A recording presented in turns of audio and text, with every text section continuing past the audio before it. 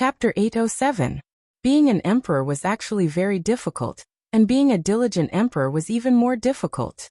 The old emperor was very diligent in political affairs, so his health was deteriorating day by day. Her Highness was a rare young expert in the world, but she had only experienced the Empress mode for a short period of time, and she was already so tired. There were many reasons for this. It was the first time she held such power in her hands, and she was not used to it. She did not know how to use it. First, some people in the court deliberately made things difficult for her. Second, they submitted all the big and small matters to her. Third, they encountered problems that they could not solve, so they submitted them all. With her serious personality, she could not pretend that she did not see it. In the long run, even an Iron Man would not be able to withstand it. Li Yi lay on the grass, his hands behind his head, and adjusted to a comfortable position. He said, "This can't go on." Emingzi tilted her head slightly and looked at him. "You have to build your own team. There are many things that you do not need to deal with personally. The burden of a country is all on you. Even 10 of you, 100 of you, would not be able to handle it." Emingzi looked at him and said, "It's not that I have not thought about this, but the relationships between the 3 provinces and 6 ministries are complicated. What kind of people should I choose? Of course you need to know everything." Li Yi thought for a moment and said, "The capital governor, Dong Wenyan, Magistrate Dong's character and ability. You should be able to trust him, right?" Emingzi nodded and said, "Magistrate Dong was personally promoted by my father. He is an honest and upright official with outstanding achievements. He has his own unique views on court affairs, and his character and ability are naturally trustworthy." Assistant Minister of the Ministry of Appointments, Li Mingzi, what do you think? Emingzi looked at him in surprise and asked, "Isn't Li Mingzi your second uncle?" External promotion does not avoid enemies, internal promotion does not avoid relatives. Have you heard of this saying? Li Yi looked at her and said righteously, "Although he is my second uncle, his work as an official is commendable and can be of great use. What do you think?" "That's true." Emingzi nodded and said, "If that's the case, then Assistant Minister of Revenue Tsing Shichen's ability has always been outstanding. If there are no accidents, it is very likely that he will take over the position of Minister of Revenue in the future. How about?" Li Yi straightened his body and sat up. "The Ministry of Revenue's Qin Darren is still here. Why did you find an assistant minister?" Emingzi explained, "Master Qin is in charge of the entire Ministry of Revenue. He can't leave easily, so he can only choose from the people below him." "Isn't there another assistant minister?" "You have a grudge against Assistant Minister Zeng? What enmity could there be between us? Tsing Shichen, his character is questionable. Let's choose another assistant minister." Li Yi pursed his lips and said, "Besides, we don't avoid enemies and relatives. Even if we do have any enmity, it won't affect this matter." As an outsider, he ran to Willow Alley all day. Sometimes, before it was time for the yamen to open, he would still be there. This kind of person who came to work early and left early, had no organization or discipline, and only wanted to muddle along. Could he take on a big responsibility? The other assistant minister of the Ministry of Revenue hasn't made any contributions in many years. Emingzi nodded and said, "Then I will consider the candidate for the Ministry of Revenue." Li Yi thought about it and said, "Also, what do you think about the Wang family of Luochuan?" "Let me interrupt." Li Xian, who was lying on the other side of the grass, rolled over and said, "The Wang family has always been loyal to the emperor and patriotism. Naturally, they are trustworthy." Saying this, he turned over again. "I'm done. You can continue." Needless to say, the Wang family. In addition, one person must be selected from each of the 6 ministries. The Hall of Governmental Affairs, the school. These places also need to select some people. Based on the principle of not avoiding enemies and relatives, the 2 of them excluded all the officials of the King of Shu. The selected officials were either outstanding or had relations with the princess's mansion, and were trustworthy. After going through these names in his mind, Li Yi said, "As for the Ministry of Penalty, there won't be any problem if Lu Yi takes care of it. By the way, the magistrate of the capital city, Lu Dayo, is also a rare talent." Emingzuli nodded and said, "Indeed, Magistrate Lu is very meticulous. The affairs of the academy are complicated, and ordinary people can't handle it. If I hand it over to him, there shouldn't be any mistakes." Achoo! The magistrate of the capital city, Lu Dayo, turned his back and sneezed. Then he turned his head and rubbed his nose. He picked up the chopsticks again and said to Mrs. Lu, "Boil some ginger soup for me later. I was busy until midnight yesterday. I'm afraid I caught a cold." Madame Lu glanced at him and said in a resentful tone, "So you still know to work until midnight?" Ahem. Magistrate Lu coughed twice, which meant that the child was still there and they shouldn't talk about these things. When he was about to pick up some food, he noticed that his daughter, who was sitting across from him, was looking at him, then at her mother, then at her older brother. Finally, she took out the small mirror that she had spent dozens of taels of silver to buy from her bosom, and looked at herself for a while, muttering something to herself. Magistrate Lu frowned and knocked on the table, asking, "What are you muttering to yourself instead of eating?" After coming to the capital city, he was particularly strict with his children. Fortunately, both of them didn't let him down. His son had excellent grades in the arithmetic college, and his daughter was also one of the best in the women's college. Therefore, his tone of reprimand at this moment was not very strict. The girl said with a smile, He both father and mother have single eyelids. My brother and I also have single eyelids. We are both born by our parents." Magistrate Lu was stunned and said with a sullen face, "What single eyelids and double eyelids? What nonsense are you talking about? How can you and my brother not be born by our parents?" It was said in the science class. The girl said with some pride. Young Mr. Chin said that if both parents have single eyelids, their children will also have single eyelids. If both parents can't distinguish between red and green, their children can't distinguish between red and green. Nonsense. Magistrate Lu ate a mouthful of rice and said, "Prince Chung and Princess Chung can't distinguish between red and green, but the little commandery princess can also distinguish between red and green." The reason why he was so clear about this matter was that a scandal happened in Prince Cheng's mansion 2 days ago, which was discussed in the capital city. For some unknown reason, Cheng Wang, who had always been known for his honesty, actually acted against Cheng Wang Fei in his fu, and even chased her back to her paternal home. He had also heard some rumors that said that Cheng Wang's daughter wasn't his own. The little commandery princess dropped out of school 2 days ago. The girl looked at him, stuck out her tongue, and said in a small voice, "I don't know why she suddenly dropped out. I have one less person to talk to in the college." Magistrate Lu was stunned for a moment, then waved his hand and said, "Even if it's not distinguishing between red and green, it's really like this. What does single eyelids and double eyelids have to do with whether or not they are biological? It's just nonsense. If you don't believe me, I'll give you an example then." At a certain point, Magistrate Lu's body suddenly shook and his voice stopped abruptly. "No." The girl shook her head and said, "Young Mr. Chin said that if the parents have double eyelids, the children may have single eyelids. If the parents have single eyelids, the children can't have double eyelids, unless... Magistrate Lu's face was pale and his body trembled. The bowl in his hand fell to the ground and broke into pieces, but he didn't care about it at all. He slumped on the chair and murmured, "Impossible, this is impossible. Master, what's wrong with you?" Seeing this scene, Mrs. Lu was so scared that her face turned pale. She hurriedly stood up and said loudly, Hurry, go find a doctor. I'm afraid the master has a stroke." Magistrate Lu climbed up from the chair, looked at his daughter and asked, "Do all the students in your women's college know about this?" "No, they are all unwilling to take the science course. Only a few of us." The girl said with some regret. Young Mr. Chin said that this was all said by Marquis Li. It's not written in the book. No one wants to listen, so she won't teach it in the future. Magistrate Lu had already sat back in the chair. His face was a little better than before, but he still couldn't help murmuring, "This is impossible, this is impossible." Chapter 808. A good meal turned out like this. The young girl felt uneasy. She timidly walked over and whispered, Father, what's wrong?" Oh, nothing. County Magistrate Lu calmed down.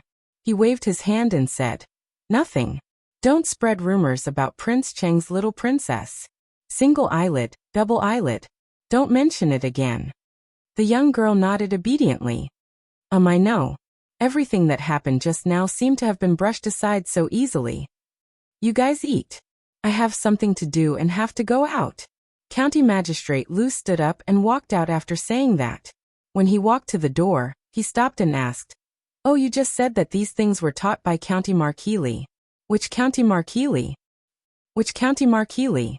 The one my father always talks about." "Okay, I got it." County Magistrate Lu waved his hand and said, "You guys eat first. I'm leaving." He quickly walked out of the door. When he crossed the threshold, he tripped and almost fell. "Young master, what's the difference between the food rewarded by the emperor and the food outside?" In the carriage, Fong looked inside and asked curiously. Li Yi leaned against the carriage and said lightly, "You want to know? How about taking you with us next time?" "That's too embarrassing." Fong rubbed his hands and asked, "When is the next time?" Li Yi waved his hand. "Nothing special. The skills of the imperial chefs in the palace are almost the same as your wife's." Fong curled his lips and said, "Young master, don't lie to me. The imperial chefs are the best chefs in the world. How can they be a chef in the palace if they don't have skills?" Li Yi glanced at him. "Why do you think the little princess and the emperor always like to eat at our house?" Old Fong froze for a moment, then immediately lost interest in the emperor's food. He turned his head and suddenly asked, "Young master, we're almost at Willow Lane. Do you want to go in and sit for a while?"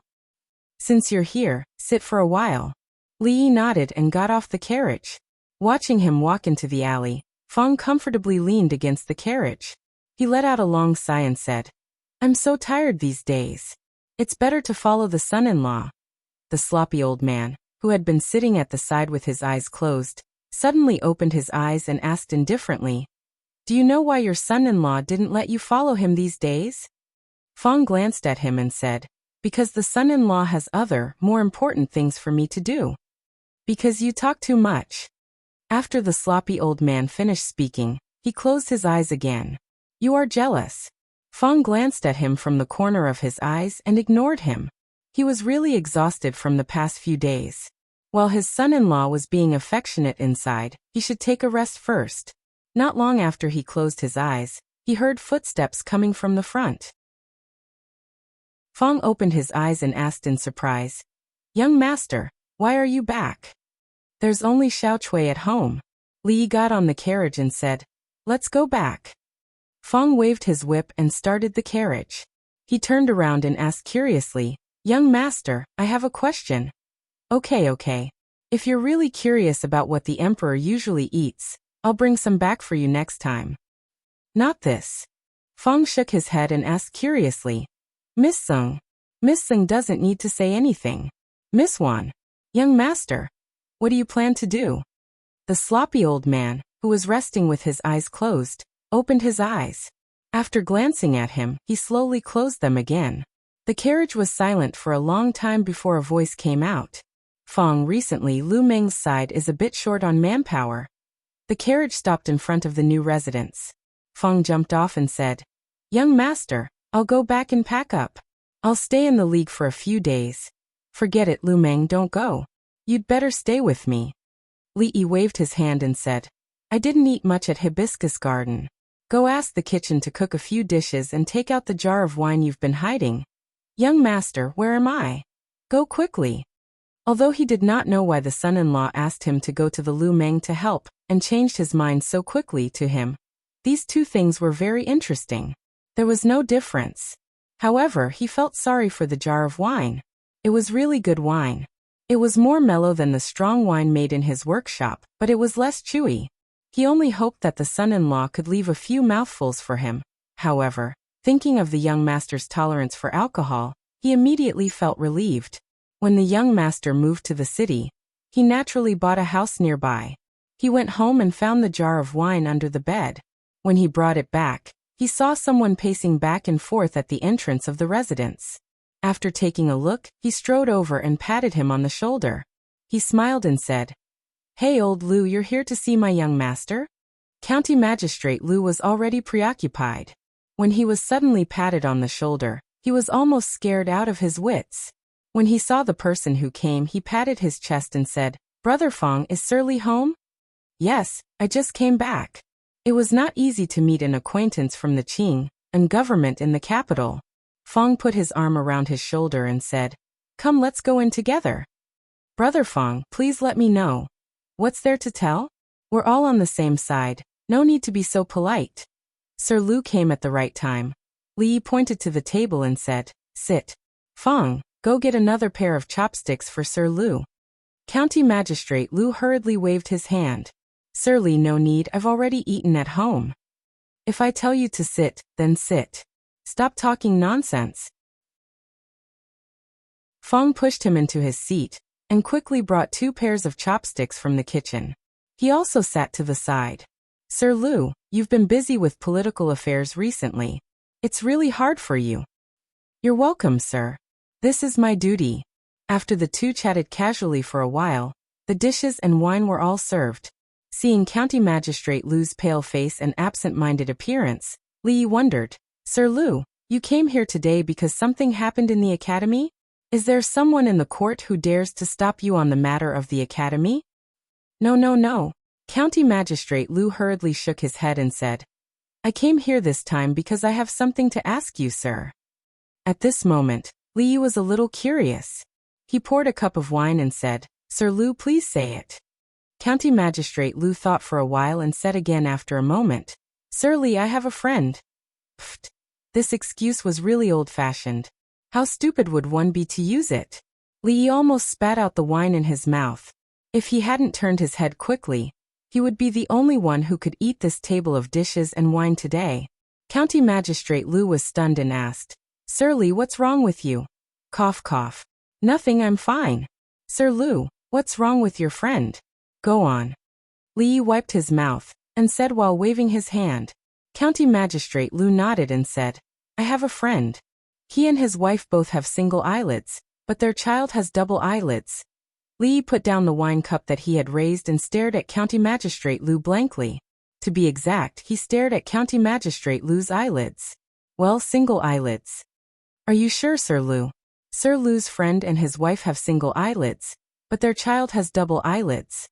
Is it because of a wrinkle or something? County Magistrate Lu shook his head and said, It shouldn't be. What should it not be? Is it true or not? County Magistrate Lu thought for a while and nodded. It can't be wrong. Li suddenly smiled and pushed a plate of vegetables in front of him, saying, Come. This matter is not urgent. Lord Lu, eat more vegetables. It's almost winter and there aren't many vegetables outside. Lord Lu, when you go home, you can bring some more. Chapter 809. I've already eaten at home. County Magistrate Lu looked at the plate of green vegetables in front of him and was startled. He said, Lord Li, I just want to ask. I suddenly had an inspiration and came up with a poem. Why don't you help me analyze it? County Magistrate Lu was startled again. He cupped his hands and said, Lord Li is the #1 scholar in the imperial court with unparalleled talent in poetry. I'm not talented and I don't dare. Li waved his hand and said, It's just an exchange. Lord Lu, you don't have to belittle yourself. It's nothing. County Magistrate Lu cupped his hands again and said, I'm all ears. Li smiled and said, I've traveled to some places in my early years. I've been to a place called Chilichuan at the foot of the Yin Mountain. Yin Mountain? County Magistrate Lu was puzzled. Lord Li, you've been to the north? Li nodded and said, Chilichuan is a good place. Seeing this plate of green vegetables, I suddenly thought of the boundless green grassland there. I couldn't help but feel a bit poetic. County Magistrate Lu, why don't you listen to it? Li had a thoughtful expression on his face. After a while he said, Chilichuan at the foot of the Yin Mountain. The sky is like a dome, covering the surrounding wilderness.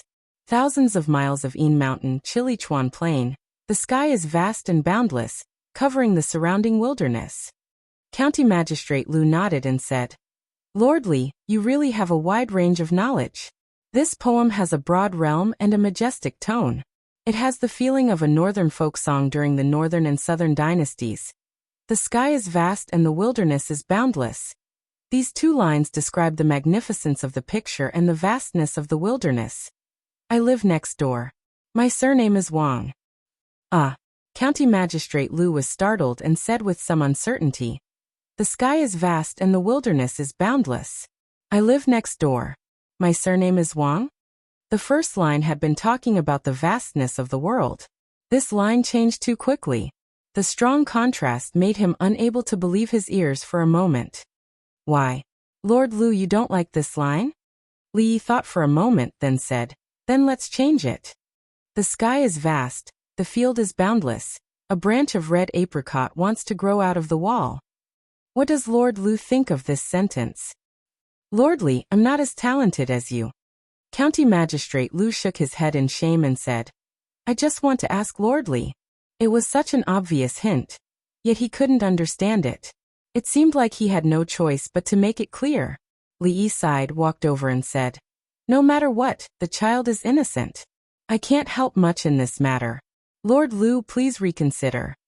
County Magistrate Liu was stunned for a moment before he asked, "Are you saying that if both parents have single eyelids, they really can't give birth to a child with double eyelids?" "Not necessarily."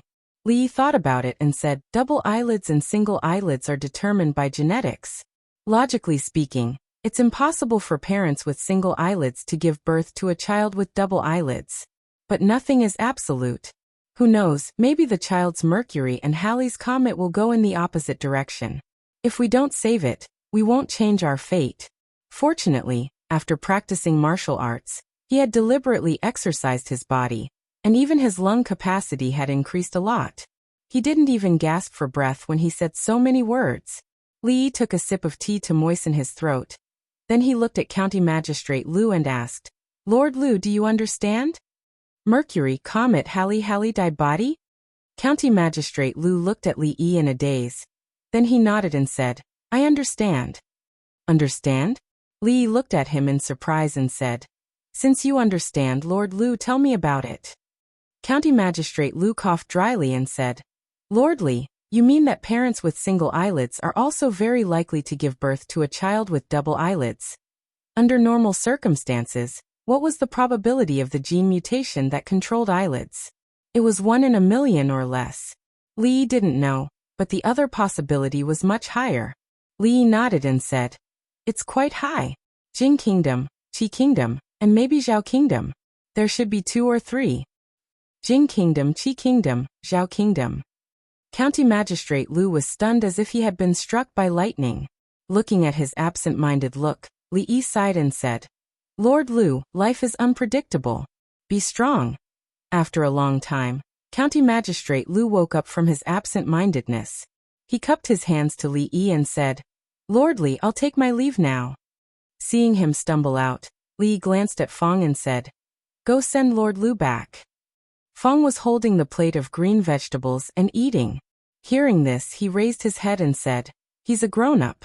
He doesn't need me to send him back. Don't you think so, old Liu?" County Magistrate Liu stepped over the threshold. His body swayed and he turned his head and said, "Fong, brother Fong, you'd better send me back." When Li Yi followed him out, a servant reported that a minister-counselor of the Ministry of Rights wanted to see him. An official walked in quickly and bowed, saying, "Lordly, Imperial Concubine Li's birthday is coming. I'm here to send an invitation." The rules of the royal family were strict. The birthday of imperial concubines in the harem also had a corresponding etiquette process. Imperial concubine Chui's position in the palace was second only to the empress, so her birthday was naturally held every year. Of course, it didn't require all the officials to participate. According to the rules of previous years, Imperial concubine Chui would be allowed to go out of the palace to spend half a day with her relatives on the day of the birthday, and then return to the palace in the middle of the night. This banquet was actually hosted by the Chui family. Although Li Yi and the Chui family had never been on good terms, with his current status, the Chui family would still routinely send him an invitation to all the officials even if there was any hatred. When the official from the Ministry of Rights saw Lu Dayo, he was startled and immediately said, "Lord Lu is also here. It saves me the trouble of making another trip." He rummaged for a while, took out another invitation, and handed it to County Magistrate Lu. Although the position of this capital magistrate was small, the power he held now was not small and couldn't be ignored. After the official from the Ministry of Rights left, seeing County Magistrate Lu staring blankly at the invitation in his hand, Li casually asked, "Lord Lu is also going to Imperial Concubine Chui's birthday?" "I was invited last year and went once." County Magistrate Lu nodded and said, "It's not good for me to refuse such a thing." His eyes flickered. "I'm afraid I have to go again this year." Li nodded and said, "I won't go to Imperial Concubine Chui's birthday, but I still have to send the gift. Do you think, if I send 50 eggs, isn't it a bit too much?" The Chui family had just been cheated of millions of taels of silver. It hadn't been a long time. How could they have spare money to hold a big birthday banquet for Imperial Concubine Chui? If the gift was too much, they couldn't take it back. "Well, we've arrived at the Yamen. Old Lu, you can go in by yourself." The carriage stopped at the gate of the Yamen. Fong jumped off the carriage and waved his hand. "I still have to go to the Jade's courtyard to discuss a big business, so I won't go in." He shook his head with some doubts. Before he left, the son-in-law specifically told him to keep an eye on County Magistrate Lu and not to let him do anything stupid. As a man and a county magistrate, how could he do something stupid? In a quiet courtyard at the back of the county yamen, County Magistrate Lu was lying on a recliner, holding the invitation in his hand and staring at something in a daze. It was a small garden. Madam liked red daffodils, second mother liked yellow chrysanthemums, and there was a nameless blue flower next to it, which was transplanted by his daughter a few days ago. However, at this moment, all he saw was darkness, because the sky was falling. Chapter 8:10. I'm not very familiar with some of the people here, but since you've chosen them, they shouldn't be too far off. Li put down the list in his hand and said, "That's it. Let's settle it for the time being. After a while, we'll have another assessment." The eldest princess nodded. She thought of something and said, "Today is Imperial Concubine Chui's birthday. Although you don't get along well with the Chui family, according to etiquette, you should also send a gift. Otherwise, I'm afraid it will attract criticism." The old madam had already warned him about this matter 2 days ago. According to etiquette, with Imperial Concubine Chui's rank, there were only a few people in the harem who were higher than her. After all, she was an imperial concubine. Since the Chui family had sent an invitation, even if he didn't intend to go in person, he had to prepare a gift to not appear disrespectful. Nowadays, he carried too many titles and wasn't as carefree as before. There were some things that he still had to pay attention to. Then send a few boxes of fresh vegetables. They're green and not commonly seen in this season. In the future, it would be very inappropriate to give such a gift, not to mention that it was given to an imperial consort. However, it was different here. In the current season, a handful of fresh vegetables could not be bought with money. In the past, when the old emperor bestowed the important officials, which of the vegetables were not wilted? They were definitely not as green as the ones he gave himself. That's fine. Although this gift isn't heavy, it's just a token of appreciation. Emmingse nodded and said, "A few years ago, the Chui family failed to win over Prime Minister Shen. The Shen family only sent an ordinary painting. Those important officials in the court who were unwilling to take sides were probably the same. Let's leave this matter as it is. Recently, there hasn't been any major events in the court. After this matter, you should rest for a while." Li warned her, got up and said, "I'll go back first. I'm boiling soup at home. It should be almost done." He didn't know if it was because she was about to give birth in 2 months, but Rui had recently lost her appetite. He had developed several new kinds of soup, which were nourishing and had the effect of stimulating the appetite. Emmingse walked him to the door of the hall and suddenly asked, "Why don't you bring soup when you come here recently?" "Forget it, it doesn't seem to have any effect. I won't wear it in the future." Li shook his head and sighed. "Next time you come, bring some more. I quite like the soup." Her body stiffened slightly as she spoke in a calm tone. Then she turned around and walked back into the bedroom. In front of the bed, the eldest princess, the first person in the Jing kingdom to personally lead the state affairs and supervise the country on behalf of the emperor, took off her coat and loosened her corset a little. Since a few days ago, if the girdle was as tight as it used to be, he would find it hard to breathe. Every August, there would be two grand events in the capital. One of them was the night of the Mid-Autumn Festival on August 15th. It was a carnival for all the people in the capital.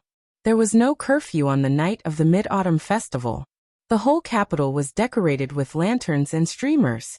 The brothels, wine shops, and brothels were also open all night. It was very lively. Although noble consort Chui's birthday could not be compared with the Mid-Autumn Festival, the curfew was only delayed for 2 hours for the convenience of the guests. However, on August 23rd, the carriages and sedans lined up in front of the Chui family's house occupied at least 2 streets. The night had just fallen. 2 people were walking on the crowded street. One of them looked ahead and said in surprise, "Your Excellency, during noble consort Chui's birthday last year, the carriages and sedans of the guests were all lined up here, right?"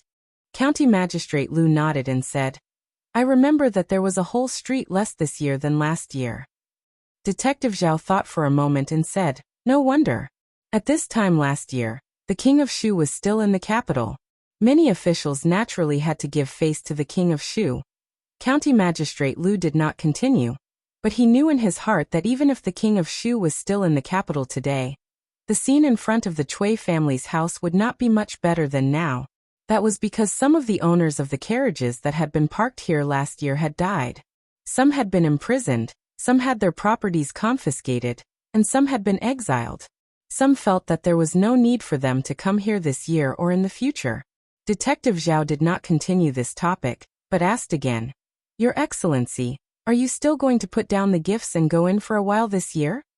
County Magistrate Lu shook his head and said, "You wait outside for a while tonight. You have sent such a generous gift, you have to eat some of it back." At this time, there were not many guests in front of the Chui family's house. County Magistrate Lu walked over and handed over the gift list. A servant of the Chui family looked through it and immediately bowed and said, "Your Excellency, please." In a side hall of the Chui family's house, Chui Qingze, the master of the Chui family, was holding a thin book in his hand with a slightly gloomy face. "Is that all?" The servant of the Chui family beside him said in fear, "That's all." Behind him, a middle-aged man had already stood up, and his face was extremely gloomy. "Oh." The number of people coming to the house this year is not even half of last year's. Do they really think that the Chui family will collapse when Her Highness goes to Shuzhou? Another voice came from behind. Could it be that it's not the right time yet and many people are on the way? However, this voice was very low, as if even the owner of the voice knew that he did not have any confidence in saying this. Too many things have happened in the past year. Chui Qingze put down the book in his hand, took a deep breath, and said, "Don't mention this again. Her Highness will be here soon. Get ready." The Chui family's house today was not as lively as in previous years. The mansion was still crowded. Although the King of Shu's party was temporarily depressed, they were still a force that could not be ignored in the court. Some important guests would naturally not be with the majority of the people. In another quiet hall, the environment was much quieter than the other places in the mansion. His Majesty values filial piety very much. This time, for Her Highness's birthday, he did not allow Her Highness to return to the capital. The memorial jointly submitted by the Ministry of Rights was rejected as soon as it was submitted. Now he wants the eldest princess to govern the country. What do you think His Majesty is thinking? There were only a few people in the hall. At this time, the one who spoke was the Assistant Minister of the Ministry of Rights. It seems that what Her Highness did last time really touched His Majesty's reverse scale. "Sigh, I don't know who gave Her Highness the idea, but we didn't know anything. Otherwise, things would not have come to this. In the past year, you have seen how much we have lost. The Chui family today is completely incomparable to a year ago.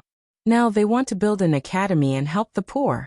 Whether it is in the court or among the people, our influence cannot continue to be stable. Every year on Imperial Consort Chui's birthday, the officials and nobles in the court who had sided with the King of Shu would gather. It was a crucial day for the King of Shu's faction to plot together. Several people in the hall conversed softly. At a certain moment, someone suddenly raised his head and asked, "Now that Her Highness is in a difficult situation, I wonder what Assistant Minister Zheng thinks." The few of them turned their gazes over. Although the Zheng family had only risen in recent years and had a weak foundation, it could not be compared to families like the Chui family and the Chen family. However, Zheng Shichen was an extremely powerful person. After plotting together for so many years, they had long understood this. Zheng Shichen, who had been sitting there drinking tea since he stepped into the hall, raised his head and looked around blankly. He nodded and said, "The tea is good, not bad. Lord Chen, what do you think?" Chen Chong raised his teacup and took a sip. He said calmly, "Lord Zheng is right. This tea is not bad." Just as he finished speaking, there was a commotion outside. A servant of the Chui residence hurried in to report that Imperial Consort Chui had arrived. "Husband, can you really tell so much from single eyelids and double eyelids?" When Li Yi was telling a bedtime story as usual, Rui looked at Li Yi and asked in surprise when she heard him mention something. "Actually, there are many things in this world that follow a pattern." Li Yi smiled as he tucked her in. "It's not difficult to verify this. All you need to do is find parents with single eyelids and look at their children." Rui thought for a while and said in surprise, "That's true. In the past in the Willow Leaf Village, there were a few couples with single eyelids. Their children really don't seem to have double eyelids." She looked at Li Yi and said with a smile, "However, who would stare at other people's eyelids when they have nothing better to do? How boring is that? To discover these patterns, one must be very meticulous. But how did husband find out?" "That's not necessarily true." Li Yi shook his head and said, "Perhaps there really are people who are meticulous and bored." Chui residence. When the graceful and luxurious Imperial Consort Chui walked in from the front, the guests stood on both sides and nodded slightly. In the innermost part of the crowd, one person quietly raised his head.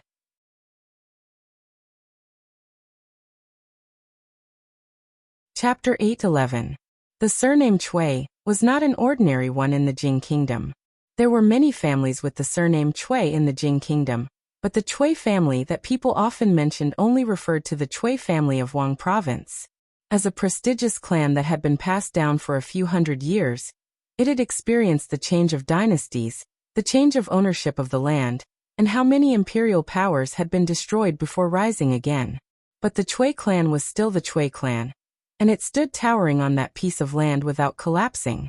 It was truly even more stable than the imperial family. Of course, it wasn't because the Chui clan's military strength was strong, and it possessed an army of its own that caused the imperial family to be extremely fearful of it. It was instead because the Chui clan had been passed down for a few hundred years, and it was even to the extent that the Chui clan had an extremely high prestige in the hearts of the scholars in the Moon Prefecture, the neighboring prefectures, and even the entire world. It was easy to destroy the Chui family, but at the same time, it also destroyed the people's trust in the royal family. Therefore, even decades ago, when the Chui family was at its peak and could even control the court, the royal family did not take any extreme measures against the Chui family. Of course, since the emperor ascended the throne, he had deliberately supported the poor and adopted a strategy of slowly nibbling away at the power of the noble families in the court. In the past 20 years, the Chui family's influence in the court had been greatly weakened. Especially in this year, the Chui family's arrangements in the court for more than 10 years had almost suffered a destructive blow, and their reputation was no longer as strong as before. However, a starving camel was still bigger than a horse. The Chui family's disciples were all over the world, and they still had a reputation among the people. Moreover, they had a daughter who was the imperial concubine. Even if their influence was not as strong as before, they should not be underestimated. Moreover, the prince that imperial concubine Chui gave birth to was the current emperor's eldest son. According to the rules of etiquette, after the king of Shu ascended the throne, the Chui family's power would definitely reach a new peak. Every year, during imperial concubine Chui's birthday, she would appear for a short while at the Chui family's residence. This was also one of the few opportunities that some low-ranking officials had to see the beauty of the imperial concubine. Of course, when the imperial concubine walked over, most people would lower their heads to pay their respects, and they would even miss this opportunity. Therefore, no one noticed that in the crowd, the governor of the capital, Lu Dao, had lowered his head and looked at imperial concubine Cui, who was walking over slowly. Then he lowered his head again, and moved his lips without making any sound. If someone knew how to read lips, they would naturally be able to read what he said. Damn it, it's too far, I can't see it clearly. It was the birthday of the noble consort. According to the rules of etiquette, there was a set of complicated procedures that had to be followed in the palace during the day. When noble consort Cui arrived at the Cui residence from the palace, it was already night time. Even though the Cui residence was brightly lit with lanterns and streamers, it was not difficult to see noble consort Cui's appearance from the back of the crowd at a distance of half a zhang. However, if one wanted to see more details, such as the color of noble consort Cui's lipstick, whether she had too much makeup on her face, whether she had a single eyelid and so on, he couldn't see these clearly. Family concubine family members. Although imperial concubine Cui was born in the Cui family, her identity had changed since she entered the palace. Her relationship with the Cui family had changed. Therefore, when she walked in slowly with the help of a palace maid, the head of the Cui family and the members of the Cui family were waiting respectfully in front of her. In the crowd, a minister of the Ministry of Rights lowered his head and waited for imperial concubine Cui to walk past him. He was still thinking, I don't know what imperial concubine Cui looks like. Last year, I didn't dare to raise my head. This year, I'm standing a little forward, but I still don't dare to raise my head. Just when he was hesitating whether he should glance at her or not, he suddenly felt a huge force behind him. He staggered and fell forward. Thump! The minister of the Board of Rights knelt on the ground. Before he could get up, he felt something pressing down on him from behind. Then there was a panicked voice. Who pushed me just now? Clang! Several guards rushed out from behind imperial concubine Cui. They unsheathed their weapons and pointed at the two people in front of them. Who are you? His eyes were blinded by the cold light on the tip of the saber. The minister of the Ministry of Rights had just stood up when he slumped back down. A middle-aged man got up from the ground and said in a panic, I don't know who pushed me from behind just now and disturbed your highness. Please forgive me. What's going on? Who are you? The head of the Cui family and the rest of the Cui family hurried over and asked with a gloomy face. The surrounding officials were also stunned because of this matter. Some people recognized the identity of the two men and immediately whispered to each other. Isn't that Minister Zhang of the Ministry of Rights? That seems to be Lord Lu, the capital magistrate. Why did the two of them run out? They said they were pushed by someone. Who would do such a senseless thing? Only then did the head of the Cui family, Cui Qingze, realize that it was a false alarm. He relaxed and was about to speak with a frown when imperial concubine Cui's voice came. Since there's nothing else, forget it. Go in first. Thank you, Your Highness. Your Highness is generous. County Magistrate Lu respectfully stood where he was and bowed to imperial concubine Cui. When he raised his head, his face was full of gratitude and respect. Then he returned to where he was and stood there respectfully. Imperial concubine Cui was indeed imperial concubine Cui. Her eyes were probably the most beautiful single eyelids he had ever seen. The head of the Cui family vaguely glared at County Magistrate Lu and the minister of the Ministry of Rights. Then he turned his head and stretched out his hand, saying, Your Highness, please. Although today was imperial concubine Cui's birthday banquet, for most people, they could only glance at imperial concubine Cui when they lowered their heads. After imperial concubine Cui and the core members of the Cui family entered the main residence, the atmosphere outside began to warm up again. When fireworks began to bloom in the sky above the Cui residence, Yu Dingfeng, the patriarch of the Yu family, who was sitting at a table in a hall, smiled and said, If you want to talk about fireworks, you'll have to depend on Duke Chen's residence. Brother Cui, next year, you'll have to learn from Brother Chen. The head of the Cui family smiled but did not speak.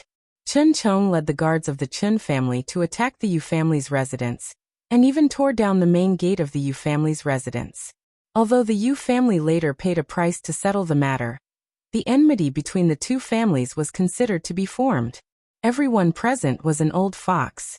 Everyone knew that although Yu Dingfeng's words seemed to be praising, they were actually saying that the birthday banquet of the third miss of the Chen family was far grander than even imperial concubine Chui's birthday banquet. The Yu family had made a great contribution in the matter of the academy. It could be said that they single-handedly hindered the development of the academy, allowing the Chui family and many other aristocratic families to preserve their power. Although the Yu family was not as deep-rooted as the Chen family, with the Yu family's achievements, in the eyes of the Chui family and His Highness, the King of Shu, it was only a matter of time before the Yu family surpassed the Chen family. In fact, Cui Qing's attitude just now was already vaguely showing this trend. Beside the table, a trace of displeasure appeared on Chen Qing's face. However, Chen Chong acted as if he did not hear or see it. He pointed to a dish in front of him, turned his head and whispered to Tsing Shichen, who was sitting next to him. "This dish is not bad. Lord Sung, please try it." After tasting it, Tsing Shichen nodded and said, "It is indeed good." "Lord Chen, why don't you try this?" This scene caused many people to be puzzled. This second master of the Chen family and this one from the Zeng family, other than occasionally discussing important matters together, had never had any contact. When did they become so close? At a table outside the hall, a few young people were toasting each other. Suddenly one of them paused and suddenly said, "Look, who is that?" Everyone's eyes looked over. "Lu Daio. It's him. He actually came today." Many young masters in the capital, including young Duke Qin, had suffered a lot in the hands of this county magistrate Lu. Everyone naturally had a deep impression of him. Sang Zijian looked over in confusion and murmured, "Doesn't this person always follow Li Yi's lead? Why is he here today? Could it be? Is he expressing goodwill to the Chui family? I'm afraid it's a little too late to express goodwill now." Seeing Lu Daio, someone felt a dull pain in his buttocks and said coldly, "Xixin, why don't you go over and check him out? If he really has the intention to express goodwill to the Chui family, you can let him off for what he has done in the past. If he harbors ill intentions and has ulterior motives today." Chui Xixin nodded and stood up with a trace of a smile on his face. This is the Chui family, a small capital magistrate, haha. At the banquet of the Chui family, close friends gathered at the table drinking and chatting. Since they were on the side of the King of Shu and personally came to attend the birthday banquet of the imperial concubine, they naturally kept in touch with each other. It was rare to see someone like County Magistrate Lu drinking alone in silence. Of course, it was precisely because he occupied a table alone in the corner that no one was willing to sit with him. Naturally, no one could hear the words he whispered while drinking alone. Single eyelid, double eyelid. Damn it, what is this? Damn it, if I had known this, I wouldn't have come today. Motherf asterisk Kerr, who would believe such a thing? I can't say it now. The Chui family, he, Lord Lu. Cui Xixin came from behind with a wine glass in his hand, and was about to speak with a smile. Damn it. County Magistrate Lu turned his head and said with a depressed face, extremely impatient.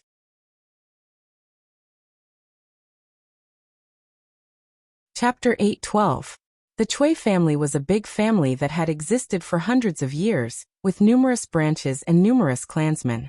Cui Xixin was a direct descendant of the Chui family. Although his status in the Chui family couldn't be compared with that of Cui Qingyu, he was also an outstanding disciple of the younger generation of the Chui family. In today's banquet, he could be regarded as half a host. Cui Xixin had no official position.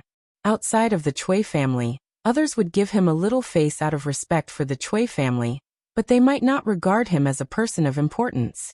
However, within the Chui family, as the master, Cui Xixin's status and identity would increase imperceptibly in everyone's hearts.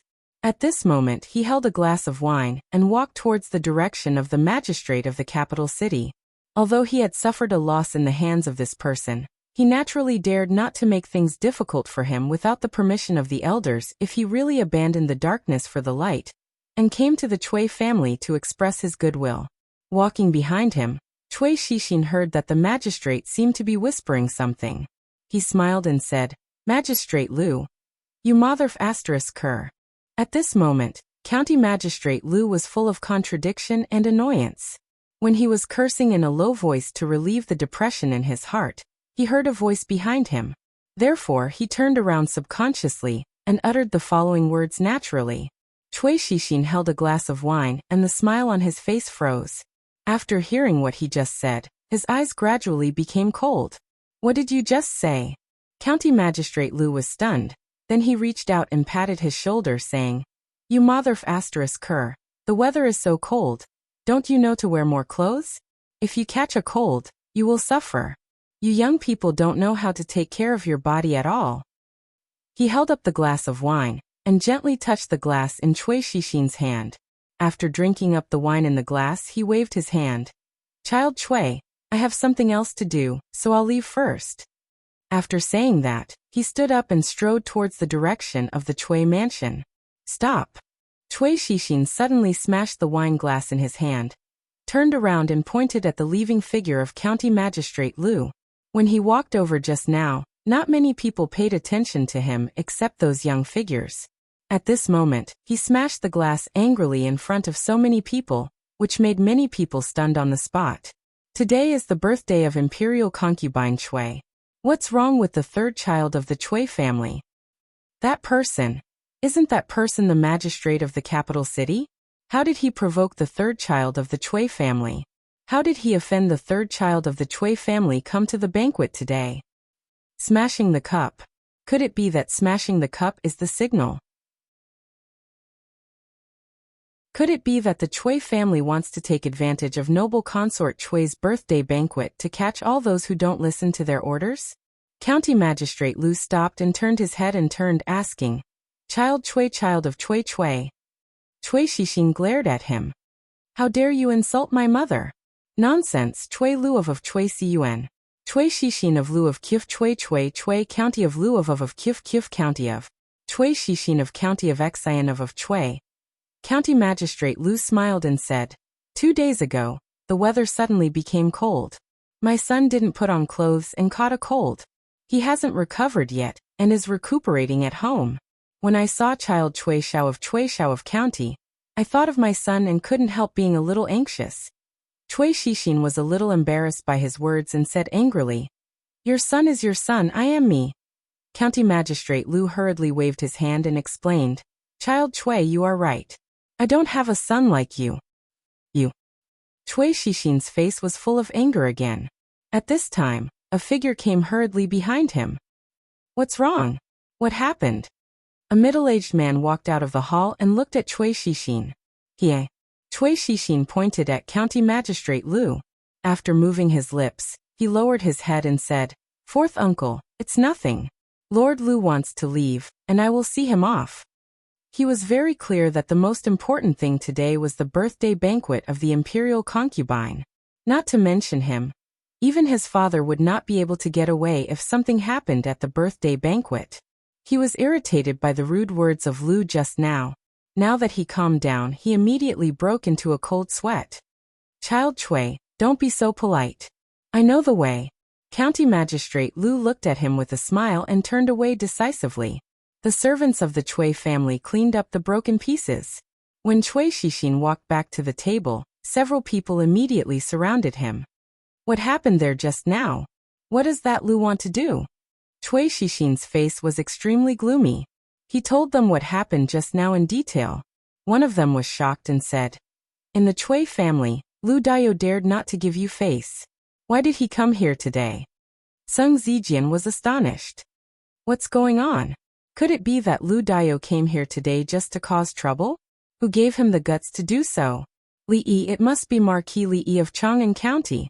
In another place, an official lowered his voice and said, "Everyone in the capital city knows that the capital magistrate Lu Dayo works for Marquis Li Yi of Chang'an County. Marquis Li Yi is not on good terms with the Chui family.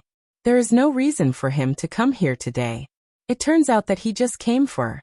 Yes, when the imperial concubine came here, it seemed that he directly rushed out to block the way. The conversation between him and the third young master of the Chui family was obviously a public joke. The third young master of the Chui family is still too young to take advantage of this old fox verbally. However, this Lu Dao is really bold. He even dared to make trouble at the birthday banquet of the imperial concubine. Marquis Li is too strong. The Chui family can't do anything to him, but he is just a small capital magistrate. He's going too far. He's going too far. A man of the Chui family slapped the table and said angrily, "He really thinks that the Chui family can come and go as he pleases. Why didn't we stop him just now?"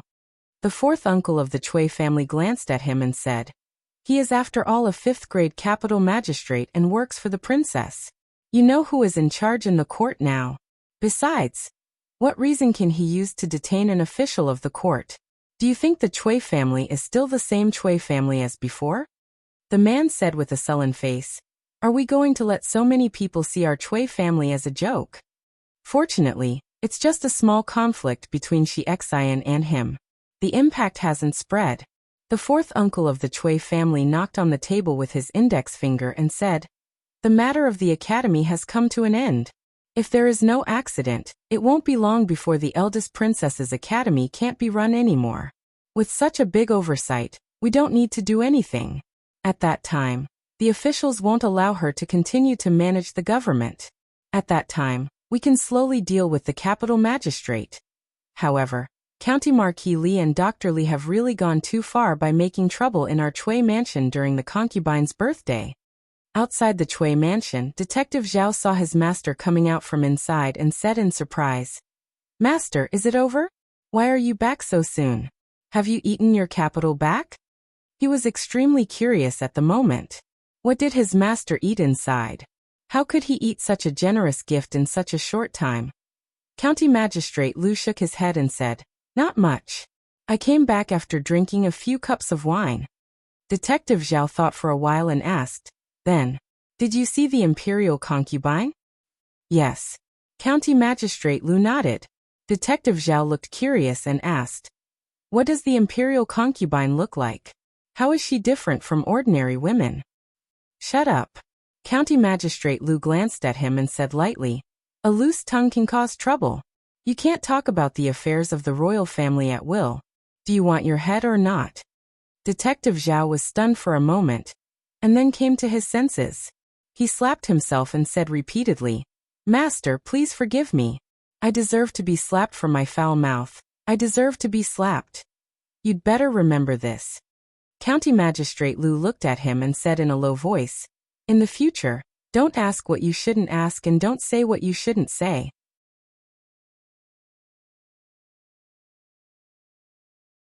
Chapter 813. Safe Journey, Your Highness. Safe journey, Your Highness. Although Imperial Consort Chui could leave the palace to reunite with her family on her birthday, she could not spend the night outside the palace. She had to return to the palace before the palace gates closed. At this time, the banquet at the Chui residence had not ended.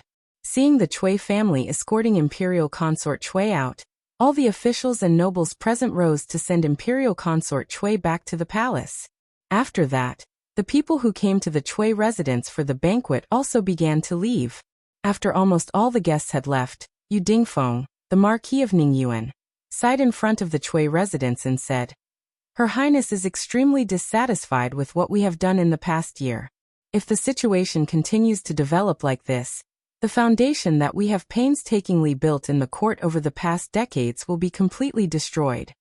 Chui Qingze, the master of the Chui family, cupped his hands and said, "The success or failure of the academy depends on the Yu family.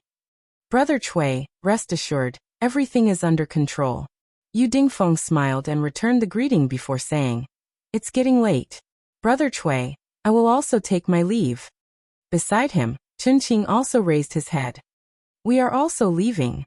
Chui Qingze smiled and said, "Second brother, please see the two lords Chen off."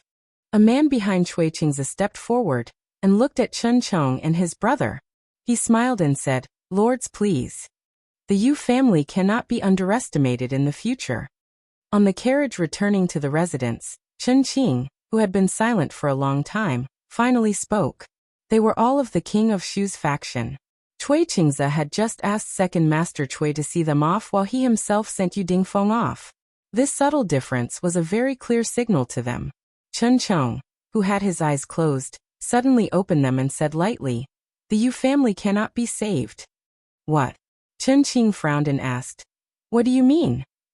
Chen Chong looked back and asked, "Big brother, who do you think the Emingzu Academy belongs to?" The academy was named after the eldest princess. From its establishment to its operation, everything was handled by the eldest princess. As Chen Qing spoke, his voice gradually became softer. He looked at Chen Chong and asked, "You mean the Marquis of Chang'an County Li?" Although outsiders knew that the Emingzu Academy was established by the Princess Royal Highness for the poor, the conversation between the Princess Royal Highness and the Marquis of Chang'an County in the Imperial Garden that day was known by almost everyone in the court. They all knew that the matter of the academy, although it was in the name of the Princess Royal Highness, the things behind the scenes were all done by the Marquis of County Li. Chen Qing frowned. Even if it's him, it might not be. Has Big Brother ever seen him lose? Chen Qing's voice stopped abruptly. After a moment of silence, he asked, "Is this the only reason? Isn't this reason enough?" Chen Chong looked at him and shook his head. Ever since the Princess Royal Highness visited the Yu family, and was rejected several times, the Princess Royal residence would send people to the Yu family every day to discuss. In the beginning they would stay for a day, half a day, for hours and an hour. Later, they would only stay in front of the Yu residence for less than a quarter of an hour. What can this mean? Sung Shichen said that this means that the Yu family is about to be finished. Assistant Minister Tsung? Chen Qing was startled and his expression changed slightly. Assistant Minister Tsung is a meticulous person, and rarely makes mistakes in the matters he has handled. If this is really the case, I'm afraid I have to warn you, Dingfeng. If this spoils the lady's plans, turn. He lifted the curtain with one hand. Before he could finish the word turn around, another hand reached out from the side and closed the curtain again. Chen Qing turned to look at him and said in surprise, "Second brother, you are." Chen Chong did not speak and leaned back against the carriage. Chen Qing just looked at him like this. Some thoughts surged in his mind and his expression gradually changed. What? Last night at the Cui family, County Magistrate Lu really did that? When he heard this news from Fong, even Li Yi himself was a little surprised. He didn't know much about County Magistrate Lu, but he knew how daring he was. After knowing him for so long, Li felt that it was impossible for him to be wrong. He actually dared to verbally humiliate the Cui family's third young master at Imperial Consort Cui's birthday banquet in front of so many officials and nobles. No matter how he looked at it, this didn't seem like something that County Magistrate Lu would do. That's right, I also find it strange. Fong also said with a surprised expression. This old Lu usually looks very timid. I didn't expect him to be so hot-blooded. Perhaps Lord Lu is not in a good mood. It's understandable. No matter what, he was still a fifth-rank official of the imperial court, and a talent that Her Highness the Empress valued. As long as he didn't directly contradict Imperial Consort Cui, and play around with the younger generation of the Cui family, no one could do anything to him. However, what Li Yi couldn't understand was that even if he wanted to draw a clear line with the Cui family and the King of Shu, why did he choose this time? Moreover, with his cautious character, how could he do things without leaving any room for retreat? I also don't understand why Lord Lu is so anxious to draw a clear line with the Cui family or the King of Shu. Even if he really wants to show his loyalty to County Marquis Li, he doesn't have to do this. In a secluded room of a tea house in Willow Lane, Sung Shichen shook his head with some doubts on his face. There are rumors outside that this person was instructed by Li Yi to do that last night. Chen Chong took a sip of tea and asked, "How do you know that he wants to draw a clear line with the Cui family?" Sung Shichen put down the teacup and said, "Although I don't know why he is so anxious, Lu Daio is a smooth and slick person. He is also extremely cautious. If there is no reason, he wouldn't do such a reckless thing. Especially his behavior last night. It seems that he deliberately put on a show for others to see." Cautious? Chen Chong laughed coldly and said, "He is the bravest and most arrogant Jingdo magistrate in history. Many playboys in the capital have suffered at his hands. You say that he is cautious? The Chun family should know very well how difficult the position of Jingdo magistrate is. Sung Shichen glanced at him and said, but this Lord Lu has done many arrogant things and offended many people. But his position is becoming more and more stable, and there is even a faint trend of him moving up. Lord Chun thinks that he is just relying on luck. But after what happened last night, I can no longer see through this person. Even you can't see through him. Chen Chong started and said, Dong Wenyun Lu Yi, and now even this Lu Dayo, what kind of people come out from Qing'an Prefecture? This person is acting so strangely. Something must have happened. However, we are not on his side, so it is not good to ask. He glanced down and said, Third mistress has come out. Official Chun should leave. Chun Chong stood up and raised his hands. Official Tsung is going down anyway, let's go together. Cut ties? In a private room in a brothel somewhere in the capital, a middle-aged man sat there. His eyes narrowed slightly as he muttered, Just what has happened? This person Lu Dayo. The man beside him asked in confusion, Fifth master, what did you say? The middle-aged man withdrew his gaze. His eyes seemed to drift as he looked at the man and asked, Wu Er, how long have you been by my side? Yes. The man named Wu Er scratched his head and counted with his fingers. Yes, it's been a long time. So it has been that long. The middle-aged man stretched his body and said, Go downstairs and buy some preserved fruits from Fuji. After the man left, the middle-aged man reclined on the couch and looked down at the stage. He muttered, You family, who will be next?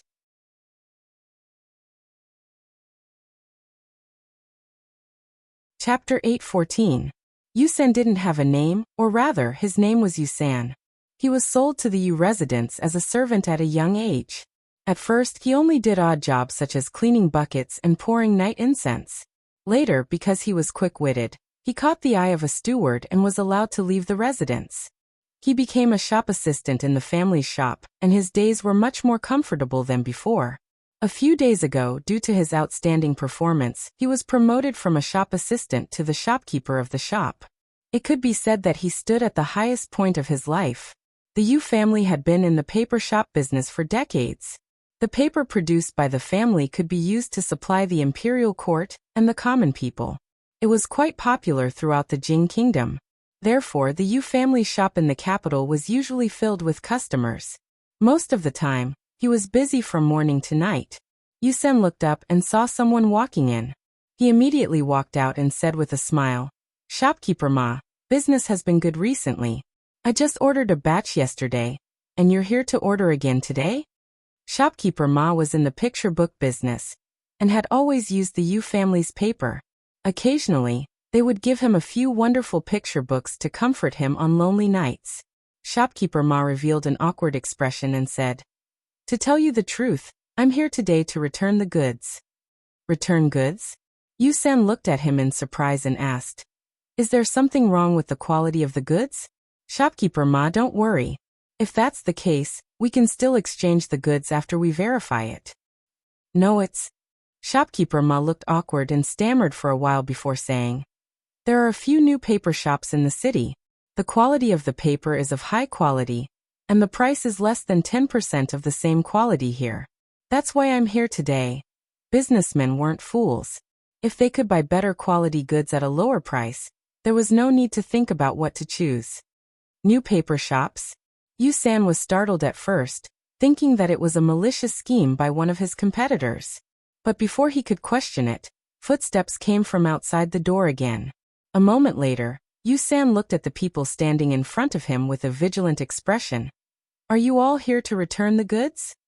Just as Yusan rushed out of the shop and ran madly toward the Yu family, Yu Dingfeng's expression changed drastically in the Yu mansion. What did you say? The Yu family's patriarch, who was discussing important matters with someone from the Cui family, suddenly stood up and grabbed the servant's collar, asking, You mean there's someone selling paper outside that's of better quality than the Yu family's, and the price is less than a tenth of ours? The servant's voice trembled, reporting to Patriarch, There are several shops in the capital that have returned goods and there are a long queue. Yu Dingfeng let go of his collar and forced himself to calm down. He asked, "Have you found out who the people behind these shops are? And what kind of paper is that?" If this was just a competitor's malicious suppression, then it would be fine. However, he knew better than anyone how high the cost of papermaking was. The higher the quality, the higher the cost. If he sold it at a low price, he wouldn't even be able to recoup the cost. Naturally, it wouldn't last long. If it was just a malicious suppression by a competitor, it would be fine. He knew better than anyone else how high the cost of making paper was. The higher the quality, the higher the cost. If they sold it at a low price, they wouldn't be able to recover the cost.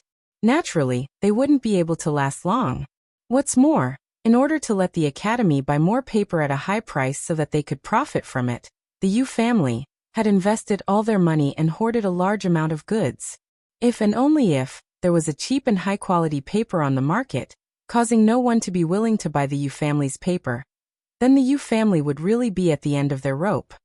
"I can't find out their background." The servant looked at Yu Dingfeng and whispered, "I've sent someone to check the quality of the paper. It's indeed of high quality, and has never appeared on the market before." Before the servant finished speaking, the voice of the man surnamed Cui came over. Brother Yu, what's wrong with you? Brother Yu, wake up." After Yu Dingfeng's philtrum was pinched by the man surnamed Cui, he slowly regained consciousness. Only then did he feel a chill on his back. His countenance was even paler. "Go, send someone to the princess mansion," he said. No, prepare the carriage, quickly prepare the carriage. I will go personally." Although the eldest princess had always lived deep in the palace, the princes and princesses could open a mansion outside the palace after they came of age. This time, the Academy's supply of paper had always been communicated with the Yu family by the people of the princess's mansion. Yu Dingfeng urged the coachman all the way. He didn't care if the imperial censor would see him driving the carriage around in the capital. He hurriedly got off the carriage when they arrived in front of the princess's mansion. After being brought into the princess's mansion, he waited in a side hall. He was nervous. He didn't know how many times he had brewed a cup of tea. He didn't see a female official slowly walk in until it was tasteless. Yu Dingfeng hurriedly got up and said directly, "I'm here today to supply paper to the Academy." The female official looked at him and smiled. "There are a few new paper shops in the capital. Do you know about them?"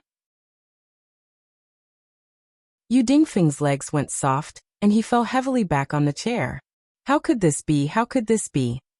Chen Qing paced in the hall, occasionally glancing at Chen Chong, who was sitting there drinking tea. He said, "It's only been a few days since that night." In other words, before that, someone had already been plotting against the Yu family? Isn't this normal? Chen Chong looked up at him and asked, "What did the Cui family say?" Cui Qingza flipped the table on the spot. "This is no longer just a matter of not stopping the establishment of the Academy," Chen Qing said irritably. "This time, the Yu family has done their best to bring down the eldest princess. And it is because of this that there will be no more Yu family in the future." Chen Chong shook his head and said, "Yu Dingfeng is too greedy." After the incident with the foreign merchants, the Cui family was greatly weakened. Now that there is no more Yu family, it is like the Cui family has lost an arm. And this arm was deliberately cut off. Someone purposely cut it off. Chen Qing's brows furrowed. He was suddenly shocked and asked, "You mean he has already begun to plot?" Impossible. He only has a personal grudge with the king of Shu. He has never been close to any of the princes. Prince Jin is too young, and His Majesty has so many princes who have grown up. It can't be Prince Jin. This doesn't make sense, and it is not in accordance with the law. The only person he is close to is the eldest princess. Could it be that he wants to help the eldest princess ascend the throne? This is naturally impossible. Chen Chong shook his head and said, "But I feel that this is only the beginning. Let's just wait and see." He stood up and looked at Chen Qing. He said slowly, "Perhaps it is time for our Chen family to consider this carefully." At the Qin family banquet, Qin Yan sighed and said, "This time, the Yu family completely has no chance of making a comeback. After this, the large clans that rely on the paper market will at least be greatly weakened. If they stake everything on one throw like the Yu family, even the entire clan will be implicated." He said a few words and saw Qin He, who was playing with a 7-year-old urchin. Qin Yan couldn't help but frown and say, "Old Fifth, can you not fool around like this? Can't you do something serious?" "Ah, Fifth uncle is an elder. You should respect your elders and not fight with me." The fifth master of the Qin family was playing with the child of Qin Yan's concubine. When he heard this, he raised his head and had a stunned expression. "Big brother, I'm doing something serious every day. Watching a play and listening to music, this is what you mean by serious business?" Fifth Master Qin was at a loss. Could it be that this doesn't count? Everything is being arranged according to what you said. In the future, the price of paper will definitely plummet. The situation like the Yu family, where one family dominates the market, will no longer appear. Of course, even if it does, it will be us dominating the market. As Li Xian spoke lazily, he suddenly thought of something. He sat up and asked in confusion, "Now can you tell me what the second type of paper is used for?"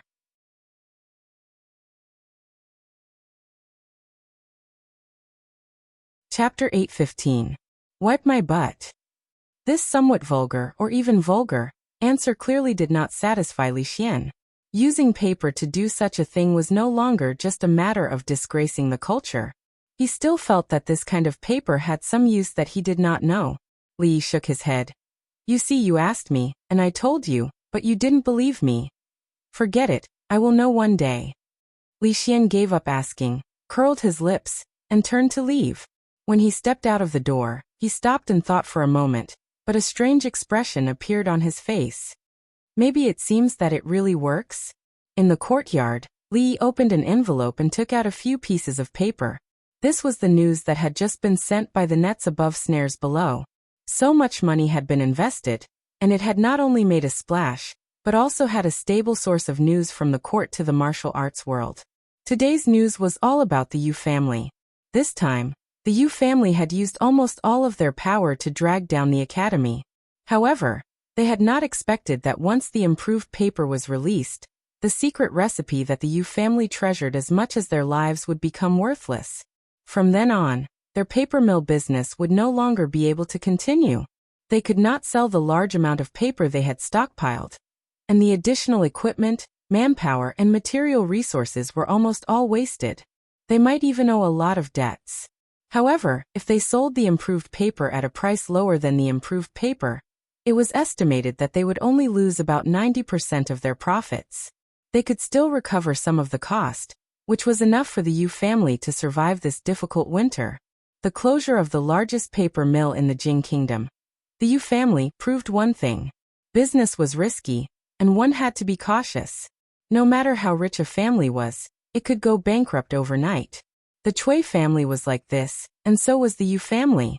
The Li family had much more business outside than these two families, so they must learn a lesson and do their business in a down-to-earth manner. They must not be too arrogant, and they must not forget their original intentions to succeed. The old emperor said that the Yu family had made some contributions to the empire in the past. In this time of crisis, if it was convenient for them to lend a helping hand, it would be better for them to do so. Out of the spirit of humanitarianism, he would have Her Royal Highness send someone to buy the paper that the Yu family couldn't sell at 10% of the price of the improved paper. This way, at least for this winter, they wouldn't have to worry about starving or freezing to death. Brother Cui, save the Yu family. You must save the Yu family this time. In just 2 days, Yu Dingfeng, the head of the Yu family, had a face full of stubble, and his eyes were bloodshot. Cui Qingze had lost count of how many times he had been pestered by Yu Dingfeng in the past 2 days. With an impatient expression on his face, he said, "That kind of improved paper is indeed of a much higher quality than the Yu family's paper. Moreover, it's so cheap. Everyone in the world can see that. What can I do? As long as I can obtain that modification method." "You still want the improvement method?" Cui Qingze waved his sleeves and said, "Do you know who is behind those paper shops? The Crown Prince of Ning, Her Royal Highness, the Wang family. When you rejected the eldest princess 3 times, you should have expected that this day would come. Not to mention my Cui family. Even Her Highness can't interfere in this matter. From now on, the development of the entire paper industry in the Jing kingdom will be turned upside down. Yu Dingfeng sat back in his chair in a daze, the last trace of blood draining from his face. This time, what the Yu family lost was not only the shining silver, but also the foundation of the Yu family in the Jing kingdom. Once the improved paper was released, who would be willing to buy the Yu family's paper? In the future, the Yu family would only be left with Ning Yuanho's estate. Without credit, even if His Royal Highness King of Shu ascended to the throne in the future, the Yu family would have no value. What kind of generous reward could they get? Yu family, Yu family. From today onwards, there would be no Yu family. The Yu family has some foundation. After this incident, they won't completely fall. However, without the famous paper shops in the Jing kingdom, and without anyone in the court, the decline is only a matter of time. They want to obstruct the development of the academy for their own interests, so there is nothing to be pitiful about. With a single thought, she could decide the major events of the country. After a long time, Her Royal Highness also developed some temperament or momentum that she didn't have before. A centipede dies, but it doesn't fall down. Although the power of the King of Shu is not as strong as before, his prestige and influence are still there. But there is no hurry. If one Yu family falls, thousands of Yu families will fall too. There is still a lot of time, no hurry. The two were very clear about where the biggest obstacle in their plan was. Of course, the difficulties in the future might be greater, but before that, they had to clear these obstacles one by one. Sitting on the grassy slope behind the School of Mathematics, Emingzu crossed her knees and said, "The establishment of the academy is enough to shake the foundations of the aristocratic families. Therefore, these days, the rich and powerful families all over the country have reacted fiercely. Unlike before, they were always a mass of loose sand. Now they have united and formed a force that can't be ignored. If we don't appease or deal with them, I'm afraid there will be a lot of trouble." Li Yi lay on the lawn, folded his arms, and put them behind his head. He said lazily, "You have already shaken their foundations, and you still don't allow them to resist. Is there still any law in this world?" "Law." Emingzi glanced at him and said, "I am the law. What about me?" Li Yi closed his eyes and twitched the corner of his mouth. He said, "Everyone is looking for their own interests. If I were one of those big families, I'm afraid I wouldn't quietly wait for my family's foundations to be shaken by you." Emingzi tilted her head to look at him and asked, "Which side are you on?" "Of course I." Li Yi opened his eyes and moved his body to the side to lean against her. He said, "I'm on your side." Smelling the faint fragrance coming from the side, Li Yi closed his eyes again and said, "Since we are united for the sake of profit, we can naturally become scattered again for the sake of profit. Actually, I have already told you about the solution to this matter before." Listening to his words, a strange expression gradually appeared on Her Royal Highness' face. This matter had been bothering her for a long time. Now that she heard his words, she realized that this matter could actually be solved in this way. As long as those big families are no longer united and even suspicious of each other, then they can be divided and defeated one by one. This shouldn't be difficult for you. After Li Yi finished speaking, there was no sound coming from beside him for a long time. He opened his eyes and saw that the eldest princess was looking at him with a strange expression. He had never seen this kind of expression before. He looked at her with a bit of vigilance and asked, "What are you thinking about?" They have discussed this matter for many days, and still haven't come up with a solution. Her Royal Highness looked at him and said, "I'm thinking, if you stay in the palace in the future and give me advice, won't I be able to save a lot of trouble?" Li Yi shook his head and said, "External officials can't stay in the palace for a long time. You'd better not think about it." Emingzi looked at him thoughtfully and pretended to be thinking seriously. She said, "External officials can't, but internal officials can." External officials referred to the civil and military officials in the court. Internal officials naturally referred to the officials in the palace, such as the eunuchs who passed edicts and the eunuchs who lived in the palace. "Wife?" Li Yi suddenly climbed up from the grass and turned pale with fright. "You want to make me empress?"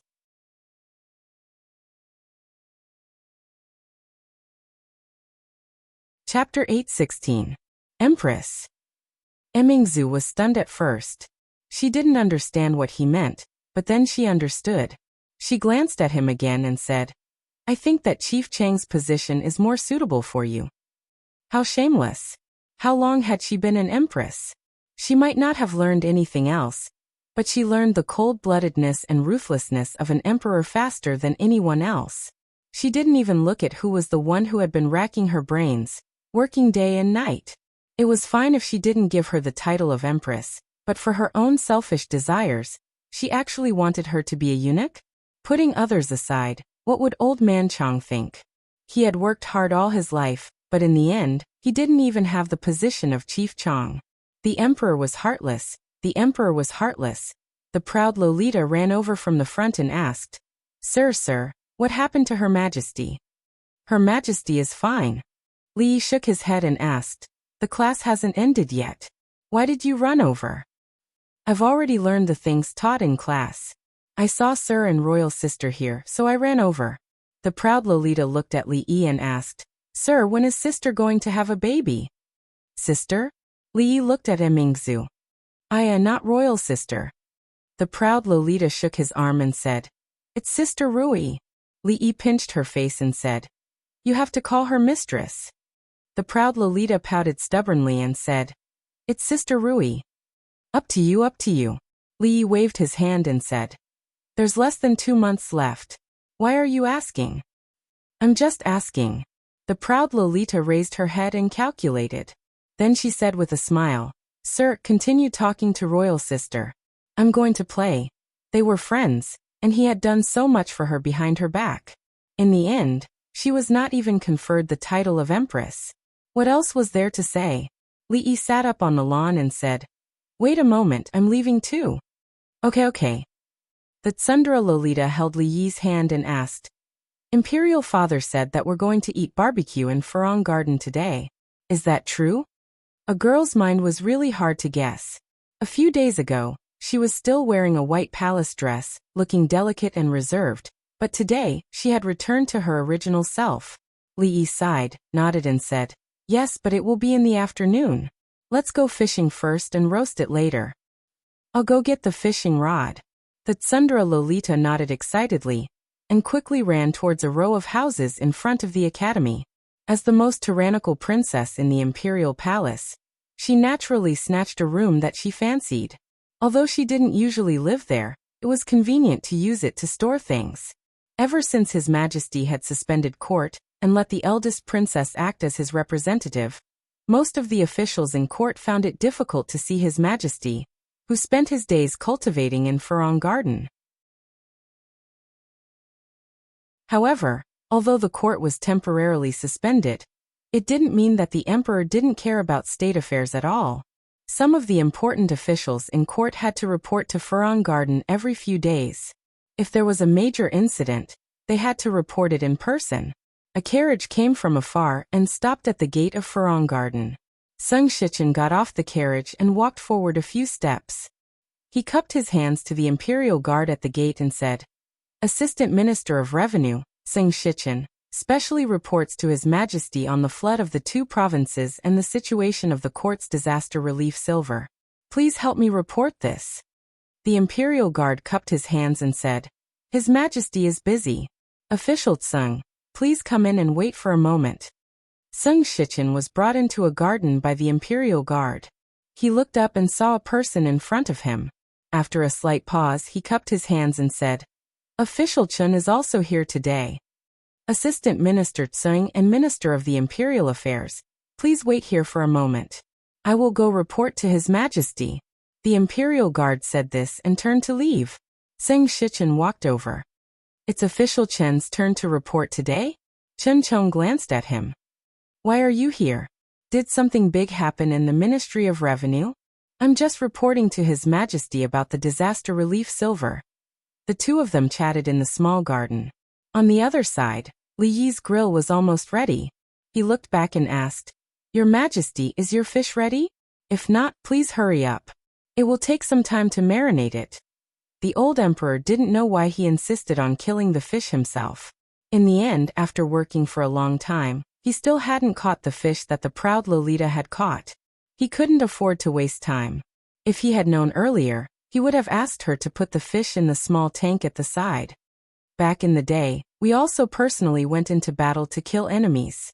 Who would have thought that today, we actually couldn't do anything to a mere fish? Emperor Jing panted slightly as he lay on the rocking chair and said, "Changde, come here." As soon as he finished speaking, Changde had already bent his fingers into claws. He only felt his hand shake, and the fish appeared in Changde's hand. Emperor Jing said with some envy, "You old man, the older you get, the more powerful you are." An imperial guard came forward and reported, "Reporting to your majesty, Minister Chun and Assistant Minister Zeng of the Ministry of Revenue are waiting outside. Let them come in." Emperor Jing waved his hand. As if thinking of something, he added, "Changde, bring them here personally." After Changde left, he looked around. Li Yi was setting up the grill while Yongning was passing bricks and tiles. On the other side, Shanning was directing Prince Jean to skewer the meat and vegetables on bamboo sticks. For the time being, no one was paying attention to this side. He quietly got up from the rocking chair and walked to the stone table on the other side. He picked up the wine pot and carefully poured a cup. Just as he brought it to his mouth, a thunderous voice suddenly exploded in his ears. "Shut up!" Emperor Jing's heart trembled, and the wine cup in his hand almost fell. Li Yi walked over with his eyes wide open and grabbed the wine cup from his hand. Emperor Jing glanced at him and explained, "This is grape wine." "Grape wine is also wine. Zhen will just take a sip," Li Yi said resolutely. "Your Majesty, you don't know your own body. Even if it is just a cup of wine, it may cause the disease. A small sip, really just a small sip. I have not drunk wine for more than a year." "Not even a sip." Li Yi waved to the back and said, "Shanning, come over and take the wine pot away." The proud Lolita knew that her father could not drink, so no matter how Emperor Jing looked at her, she held the wine pot tightly and did not let go. There was no hope of breaking through from his daughter. Emperor Jing looked at Li Yi and said angrily, "Marquis of Chang'an County Li Yi, Zhen orders you to hand over that bottle of grape wine." Li Yi looked at him and said lightly, "If your Majesty insists on doing this, then don't blame me for disrespecting the imperial decree." The two looked at each other, and neither retreated. A little further away, Sung Shichen and Chen Chong stood there in a daze, not daring to breathe. Forget it, forget it. If you don't want to drink, then don't drink. Zhen has drunk all kinds of wine. Isn't it just a cup of grape wine? Zhen doesn't care." After a while, Emperor Jing reluctantly looked at the grape wine in Shanning's arms and lay back on the rocking chair. He pointed to Chen Chong and Sung Shichen standing there and said, "You two come over and talk." Sung Shichen glanced at the busy Li Yi out of the corner of his eye and walked over. He bowed and said, "Your Majesty, this is the information that the Ministry of Revenue has compiled about the use of the disaster relief silver. Please have a look." When Sung Shichen spoke, Chen Chong, who was standing quietly to the side, tilted his head slightly and looked in that direction. The scene just now still remained in his mind. At this moment, a certain thought in his heart wavered again.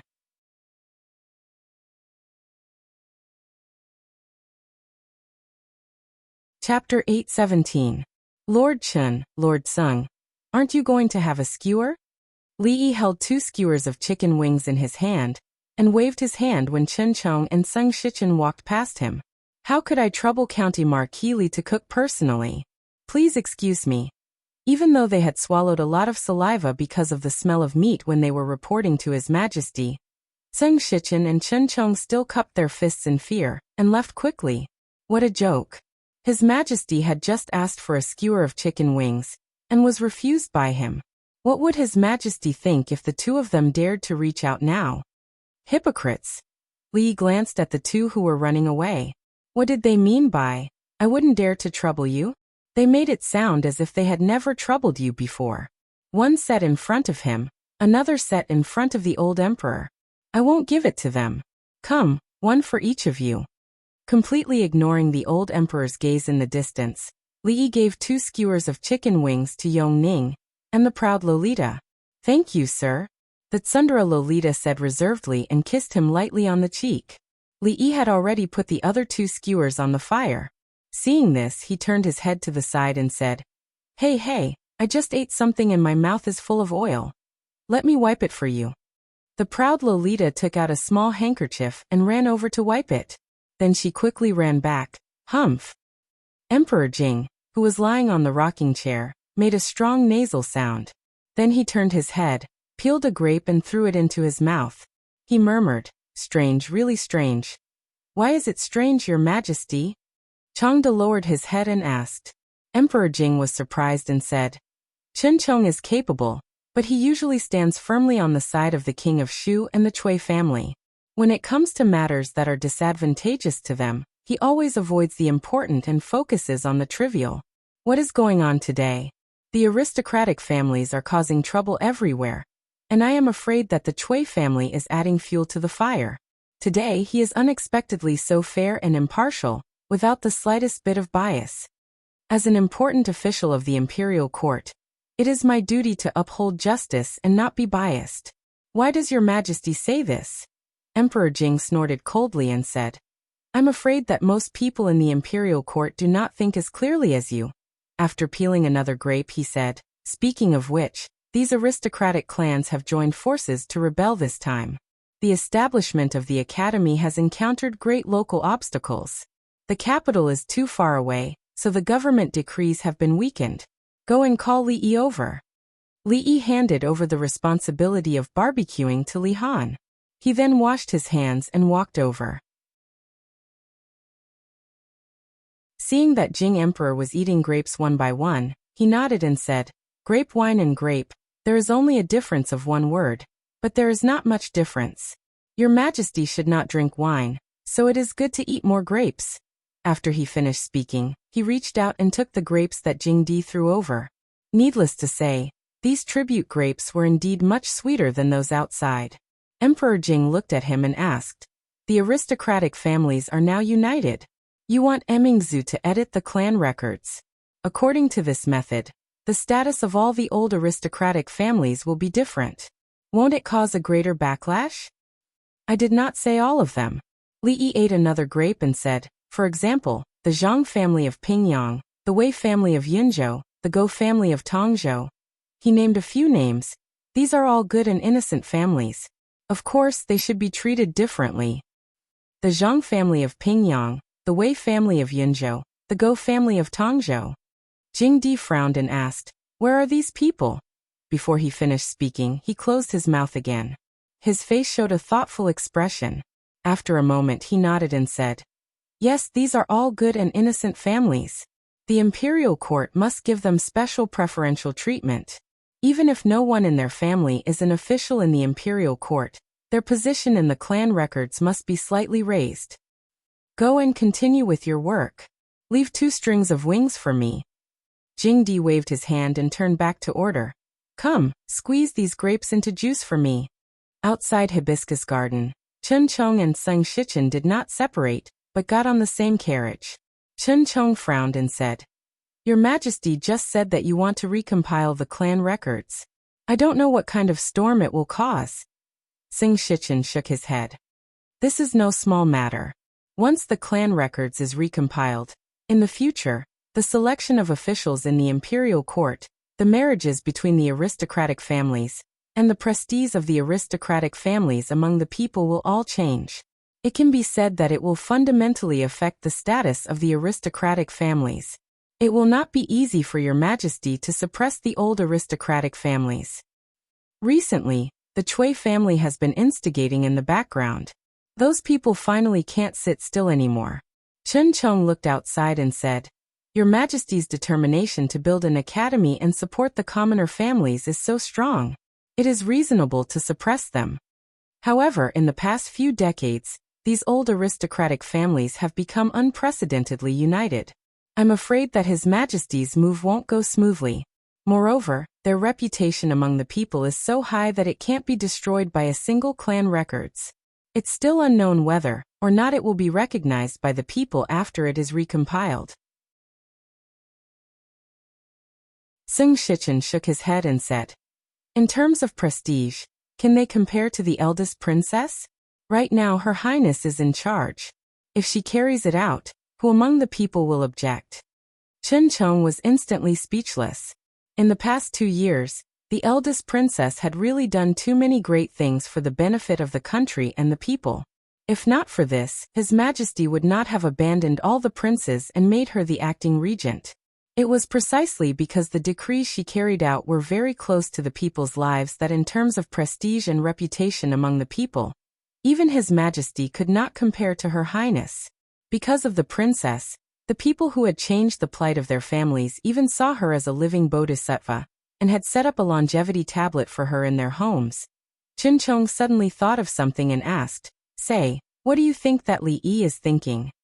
Sung Shichen looked at him and asked, "What do you mean?"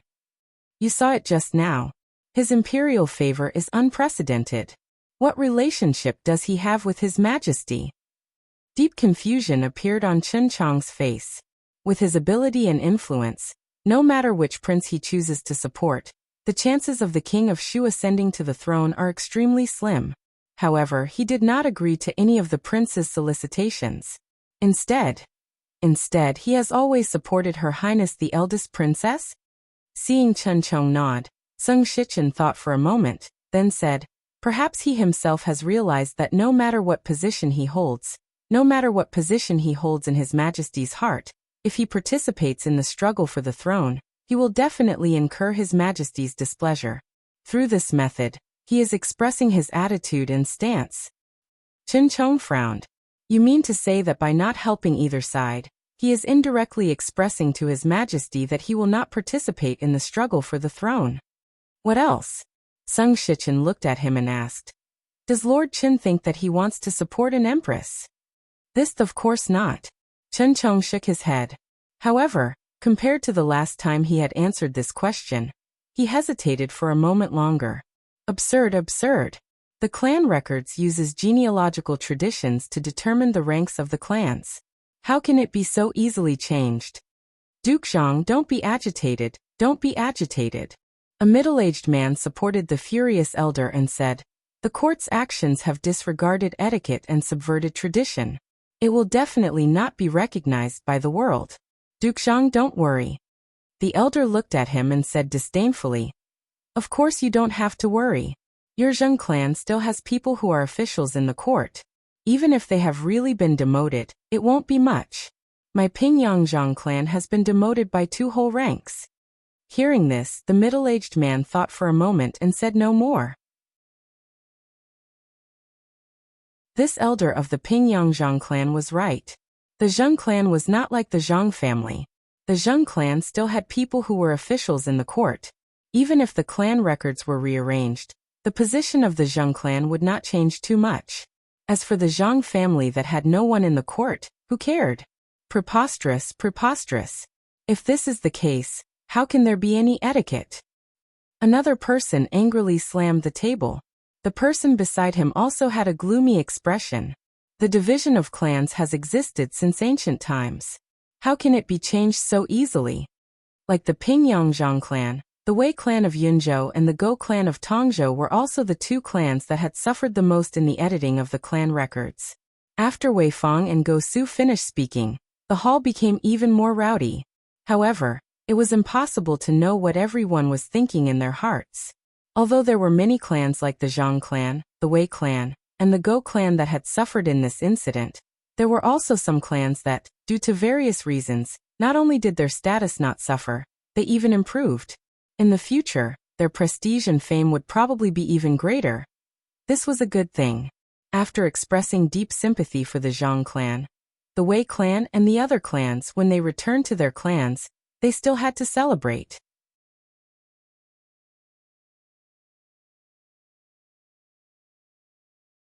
Chapter 8:18.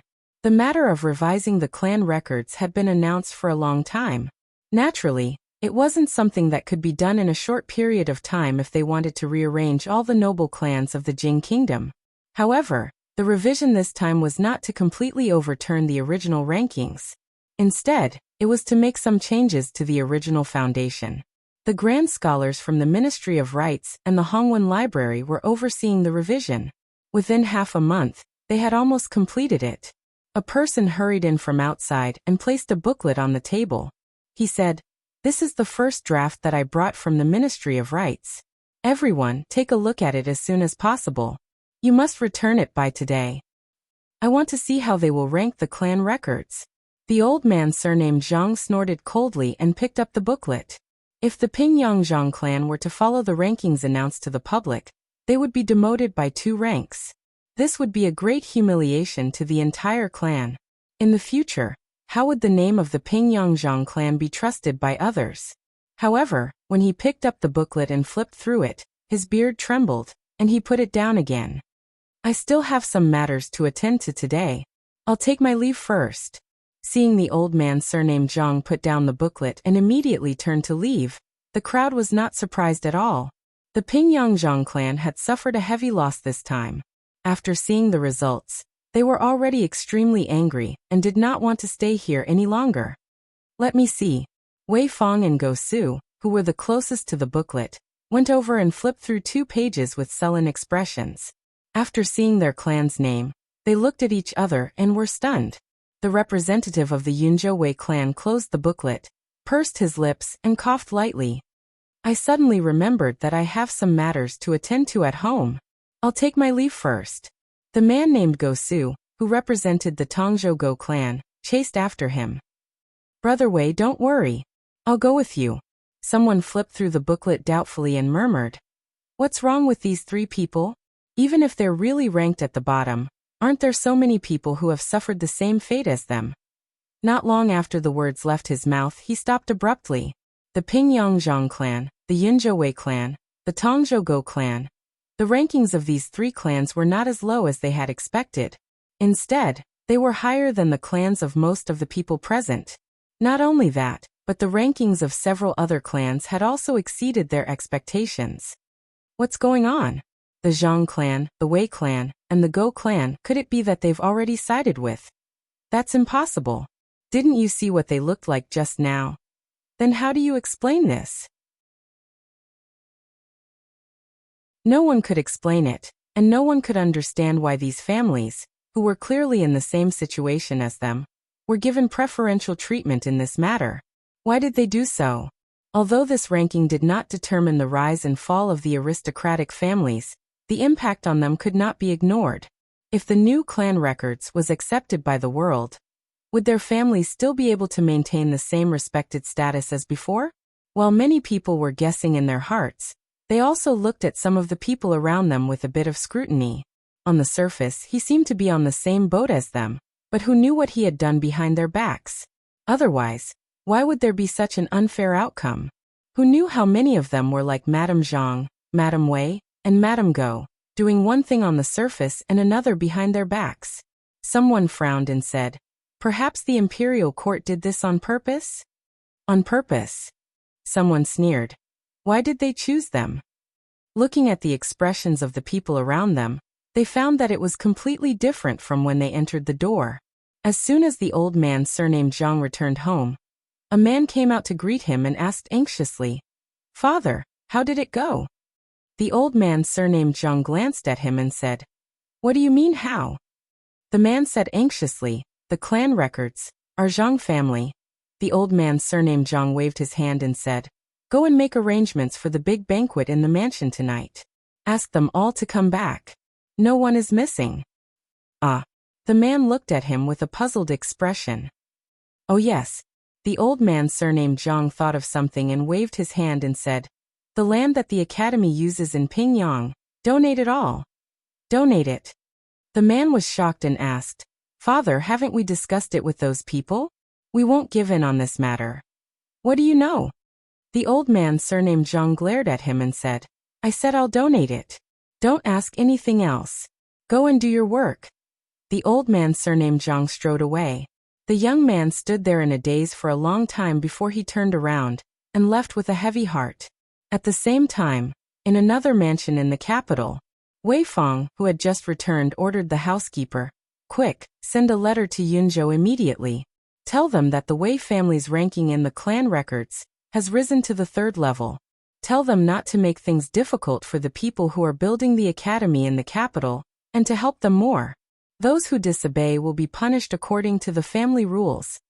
Not far away from the Wei family, The person in charge of the Go family in the capital of Tongzhou was also ordering his subordinates. Don't rest on the way. Go to Tongzhou overnight and tell those rich merchants to donate as much as they can. If anyone disgraces the Go family in Tongzhou, don't blame me for being impolite. Within a day, news of the same content had spread from the capital several times. The Zhang family, the Wei family.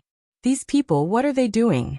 The head of the Cui family, Cui Qing's face was gloomy. This matter can only be done if everyone is united. If someone is lax, what others do will be seen by the world. In contrast, won't they be reviled by thousands of people? Cui Qinghe, the second in command of the Cui family, shook his head and said, "It's not just a matter of the Zhang family and the Wei family. This time, the revision of the clan records, His Majesty's attitude is completely unpredictable. At this time, the final ranking has not been decided, and the big families are suspicious of each other. Some people have even taken the initiative to express goodwill to the imperial court. This time it's our negligence. This is the simplest trick to sow discord. I don't believe that they can't see through it. Will it work?" The eldest princess looked at Li Yi and asked with a frown. "So what if they see through it? So what if they can't see through it?" Li Yi took out a small bamboo basket from the kitchen, took out a washed apple, and handed it to Yong Ning. "Shaoning, Xiaohuan, Duanwu, come and eat an apple." Xiaohuan was playing with the two girls in the yard. Li Yi waved to them and gave each of them an apple. The apple sent by the Wang family had thin skin and thick flesh. It was sweet and delicious. The taste was very good. He took out the last apple from the basket and took a bite. Only then did he see the eldest princess raise her hand and hand it over. He asked in surprise, "Do you want it too?" "No." Emingzi glared at him, slightly angry in her heart. "You see, the principle is the same. Xiaohuan and the others can eat the apple, but you can't, so you're unhappy. Because what they can't eat is not only the apple." Li Yi looked at her, divided the apple into two, and handed her the unbitten half. He said, "So the reason is not important, the process is not important, the result is important." Emingzi took a bite of the apple and thought about it. Li Yi held the half of the apple in his hand and looked at it over and over again. He didn't find the bite mark. He raised his head and said embarrassedly, "Sorry, I gave it to the wrong person, can you?" He found that the half of the apple in her hand already had a bite mark. He waved his hand and said with some disdain, forget it, I don't want it."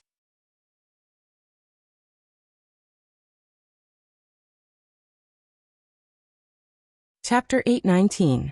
Let me tell you, when it comes to apples, the Wang families are the best. Li Yi nibbled on the apple with 2 bites missing, handed over a letter and said, "The Zhang family of Pingyang, the Go family of Tongzhou, the Wei family of Yunzhou. These families have already sent back fast horses. This time, the imperial court has given them enough preferential treatment. I think they should know what to do. As for the others, there's nothing to worry about. The Zhang clan and the Wei clan have a very delicate position among the major clans. Without them, they won't be able to hold their own. If they continue to persist in going about things the wrong way, they won't be able to withstand the public opinion of the people with those clans in the lead." Li Mingzhu looked at him.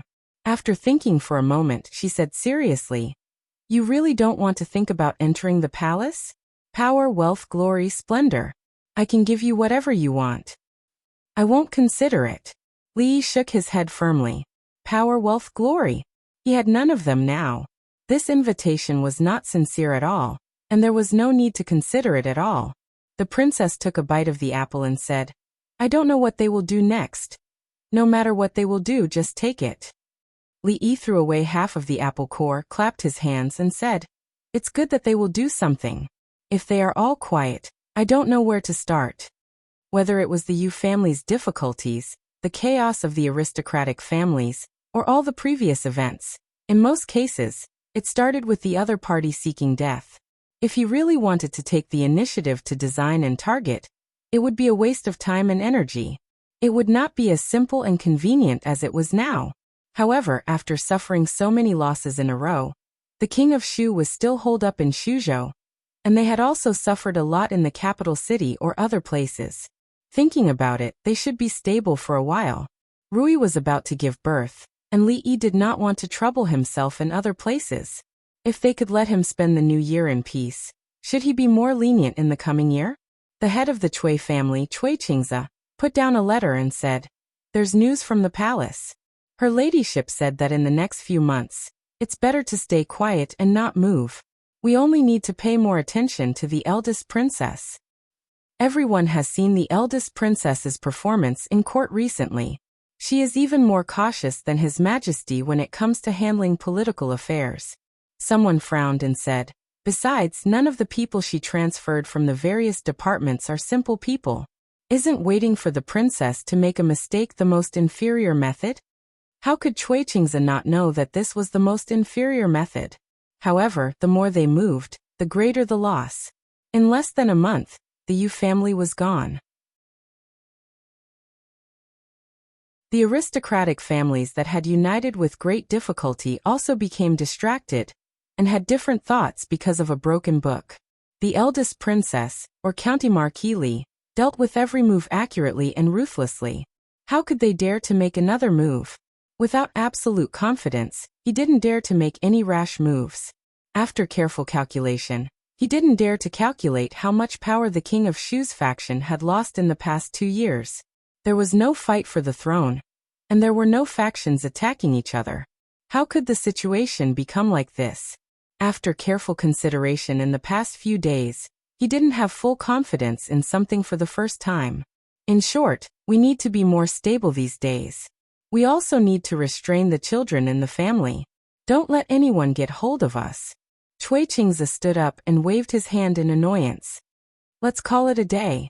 As the head of the Cui family spoke, everyone in the hall stood up and took their leave. When walking out of the Cui mansion, Seng Shichen paused and said, "Brother Chen, are you going to Willow Lane today?" Same way. Chen Chong stepped out of the gate of the Cui mansion and nodded slightly. Watching the two figures go away, someone finally couldn't help asking in confusion, when did the Zeng family and the Chen family become so close? I've never heard of any other contact between the two families. It's really strange. Everyone was puzzled, but they didn't pay too much attention to it.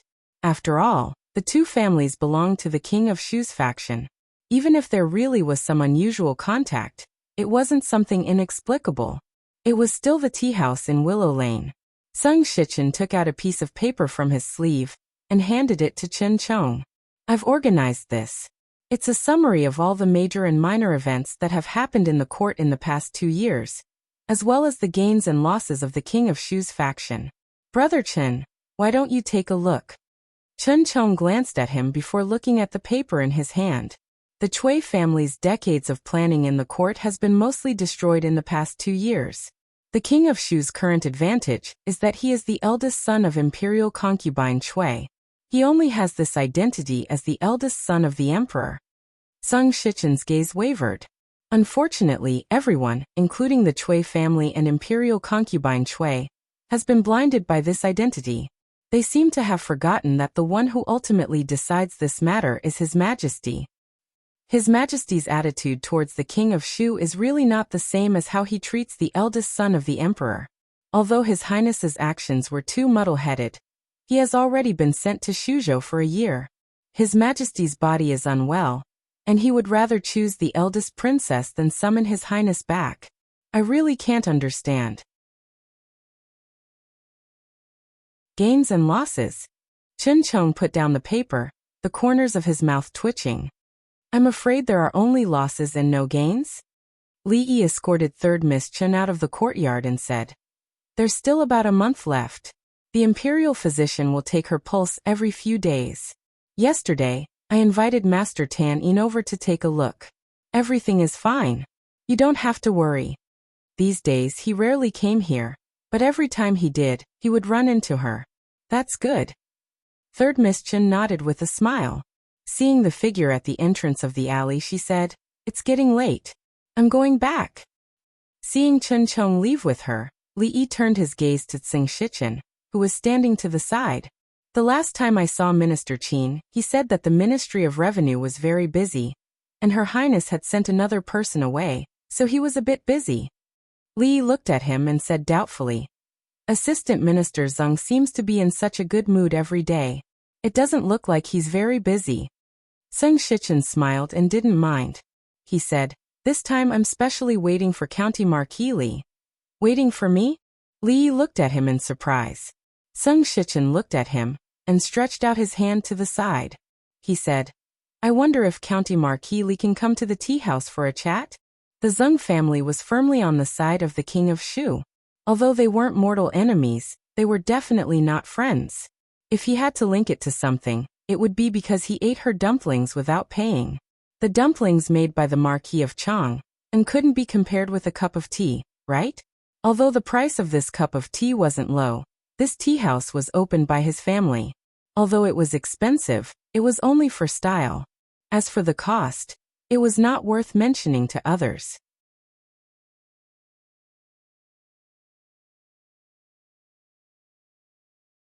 Chapter 820. Does County Marquis Li know what drunk Mo likes to eat the most? After the two of them sat down, Zeng Shichen didn't directly say what he wanted to talk to Li Yi, but asked a question without any rhyme or reason. "Fish." Li Yi picked up the teacup and said without hesitation. Zeng Shichen didn't show a surprised expression on his face, and asked again, "Then does County Marquis Li know what she doesn't like to eat the most?" Li Yi took a sip of tea, glanced at him, and said, "It's also fish." Before Zeng Shichen asked, he explained, "She likes to eat fish, but when she was a child, she was stuck by a fishbone. Every time she eats it, she will carefully pick out the fishbone. She thinks it's very troublesome, so she likes to eat fish very much, but she doesn't eat it often." A strange expression flashed across Zeng Shichen's face. He pursed his lips and asked again, "Then do you know what color of clothes drunk Mo likes to wear the most?" Li glanced at him and said, "You must think that I won't say white, because she doesn't usually wear white clothes, but in fact, she likes white. She just thinks it's easy to get dirty when wearing white clothes to paint, so she's too lazy to wear it." Zeng Shichen coughed to cover up his embarrassment, because he did think so in his heart. These habits of hers were cultivated since childhood. If it wasn't someone very close to her, it would be impossible to know. Li Yi took a sip of tea and added, "In fact, not only white, she also likes pink purple." Zeng Shichen looked at him and asked, "Why don't I know?" "Of course you don't know." Li Yi glanced at him disdainfully. If this assistant minister Zeng even knew this, did he think he could still sit here and talk to him now?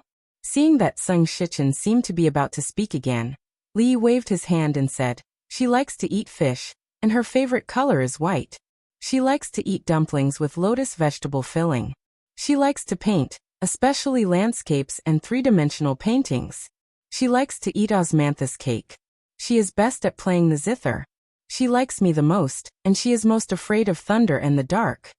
Her birthday is June 7th and 9063, 9134C.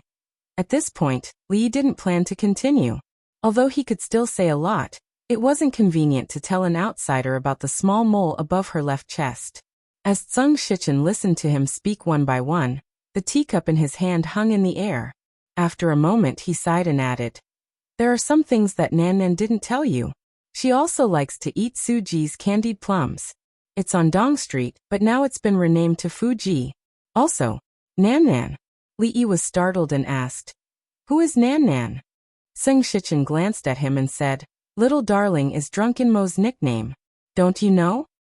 Nan Nan." And continue. She only said a few things about her past.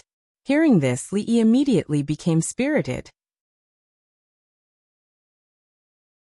It seemed that this assistant minister Zeng wasn't completely useless after all. Just as Zeng Shichen opened his mouth, he thought of another thing and said in surprise, 9063 9134? What is this? This is her favorite number. Li Yi waved his hand and said, "This is not important. Continue. What other interesting things about her when she was a child?" Seeing the extremely interested expression on his face, Zeng Shichen calmed down and took a sip of tea before looking at him and slowly said, "County Marquis Li is a young hero and has a great influence in the court. He is also highly regarded by His Majesty, and was given the title of Minister of Honor. Now that His Majesty is ill, the Eastern Palace can't be without a ruler for a long time. I wonder which of the princes in the court is most suitable to enter the Eastern Palace? Whether the Eastern Palace belongs to the Eastern Palace or not. What does it have to do with us? Li shook his head and said, Lord Zeng, tell me about drunken Mo about Nan Nan. Zeng Shichen shook his head and said, County Marquis Li, you are wrong. As an official, we should share the emperor's worries. This matter concerns the future of the country. How can you say it has nothing to do with us? This matter should be decided by His Majesty alone. As an official, you should know your place and don't say too much. His Majesty has always been wise and listens to my opinion. This matter, the King of Shu definitely has no chance. Don't waste your time. Let's talk about serious matters. What other interesting things did Nan Nan do when she was a child? Zeng Shichen's hand holding the teacup trembled, and he didn't wipe the tea that fell on his hand. He looked up at Li Yi and asked, What do you mean by this, County Marquis Li? What do you mean by wasting your time? Li Yi knocked on the table and looked at him with a frown, saying, Lord Zeng, I came here with you to talk about serious matters. If you continue to use these messy things to change the topic, I will leave. Saying this, he picked up the cup of tea in his hand. Messy things, Zeng Shichen murmured. The appointment of the Eastern Palace was related to the rise and fall of the country. If he had said this in the court, he would have been drowned by the spittle of all the officials in the court. However, at this time, he couldn't care about this. Who could imagine that the Cui family, the prominent Cui family 2 years ago, the King of Shu who was like the sun at noon in the court, would end up like this in just 2 years? Since the King of Shu had no chance, don't waste your time. Sure enough, the things that happened in the past 2 years were not unintentional. Was this his attitude? In this case, he should have a lot of backup plans. Zeng Shichen looked solemn. Although he knew he shouldn't ask this question, he couldn't help but ask, May I ask, County Marquis Li, who do you think is more suitable to sit in the Eastern Palace? Clang. Li Yi put the teacup heavily on the table, looked at Zeng Shichen and said lightly, Lord Zeng, you are off the topic. Zeng Shichen stared at him for a long time, nodded and said, Nan Nan. Nan Nan didn't tell you these things? Li Yi glanced at him and said, How could she tell me? Since Nan Nan didn't tell you. Zeng Shichen smiled and said, Then I can't tell you, Pa. Li Yi slapped the table and said angrily, Surname Zeng, you fool me. Zeng Shichen cupped his hands and said, Thank you for doing me a favor today, County Marquis Li. Li Yi narrowed his eyes and looked at him asking, Recently, the Ministry of Revenue should have some old accounts to settle, right? Zeng Shichen didn't know why he brought up this matter, nodded and said, This matter is indeed my responsibility. Since it is Assistant Minister Zeng's responsibility, then it is easy. Li Yi nodded and said, This account has been urgently pressed by the Imperial Court. It has already been a few days, but there has been no movement at all. Assistant Minister Zeng still has the free time to drink tea here and slack off. If there is no result before tomorrow, it is not too much to hit you, the person in charge, with dozens of planks, right? Zeng Shichen smiled and said, County Marquis Li can manage the academy, but can you manage our Ministry of Revenue? Can't manage? After smiling, Li Yi didn't say anything else and directly turned to leave. Seeing the smile on Li Yi's face, Zeng Shichen finally realized something. His heart shook and he immediately said, Wait, County Marquis Li, wait. He hurried downstairs and didn't see Li Yi, but was stopped by the teahouse waiter. Customer, you haven't paid the bill. Zeng Shichen hurriedly took out his money bag and asked, How much? The waiter chuckled and said, 100 taels of silver. Zeng Shichen had already taken out a few pieces of silver. Hearing this, he raised his head and looked at the waiter in disbelief, asking, What?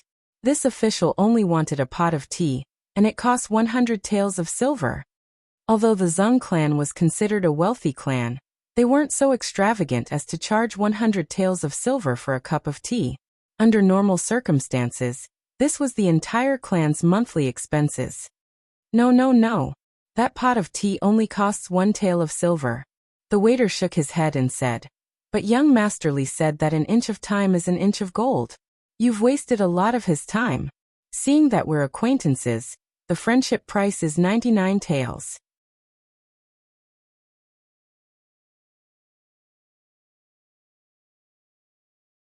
Chapter 821. You dare to charge 100 taels of silver for a pot of tea? Did County Marquis Li forget that I am also an assistant minister of the Ministry of Revenue? Of course, he didn't have 100 taels of silver. Sung Shichen threw the money bag to the waiter and hurried out. He looked at the figure in front of him and snorted coldly. Li Yi turned his head and asked, "So what if you are an assistant minister of the Ministry of Revenue? Can an assistant minister of the Ministry of Revenue leave early all day, slack off, and drink tea without paying?" Sung Shichen looked back and said, "If I pursue this matter, this tea house will not be open tomorrow." "That's good. I don't need to be merciful. Master Tsung, remember to wear thicker clothes tomorrow.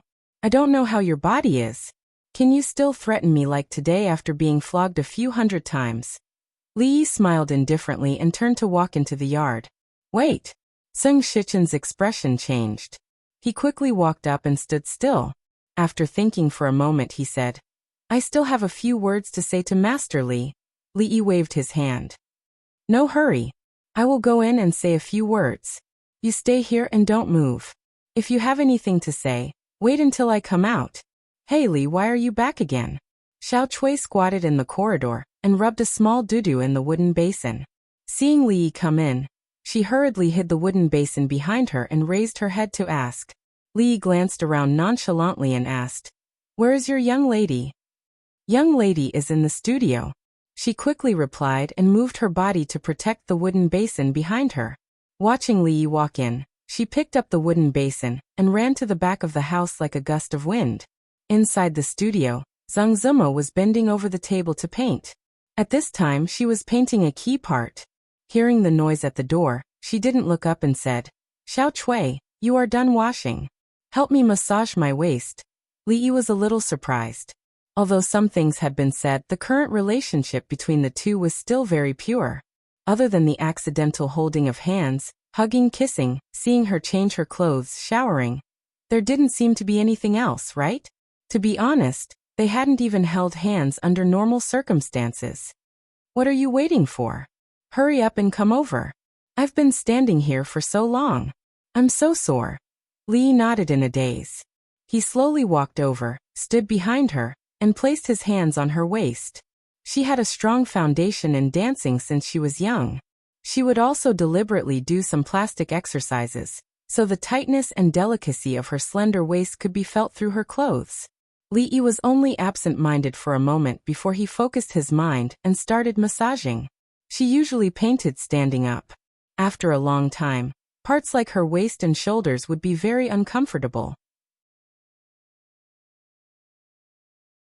After this busy period, he should teach her some basic martial arts. He didn't expect her to become as powerful as Mississippi Lu and the Princess Royal. It would be good enough if she could strengthen her body. "Xiao Chui, you have made great progress these days. Your technique is also different from before. Where did you learn it?" Zhang Zimo finally finished this part. She put down the brush and looked over.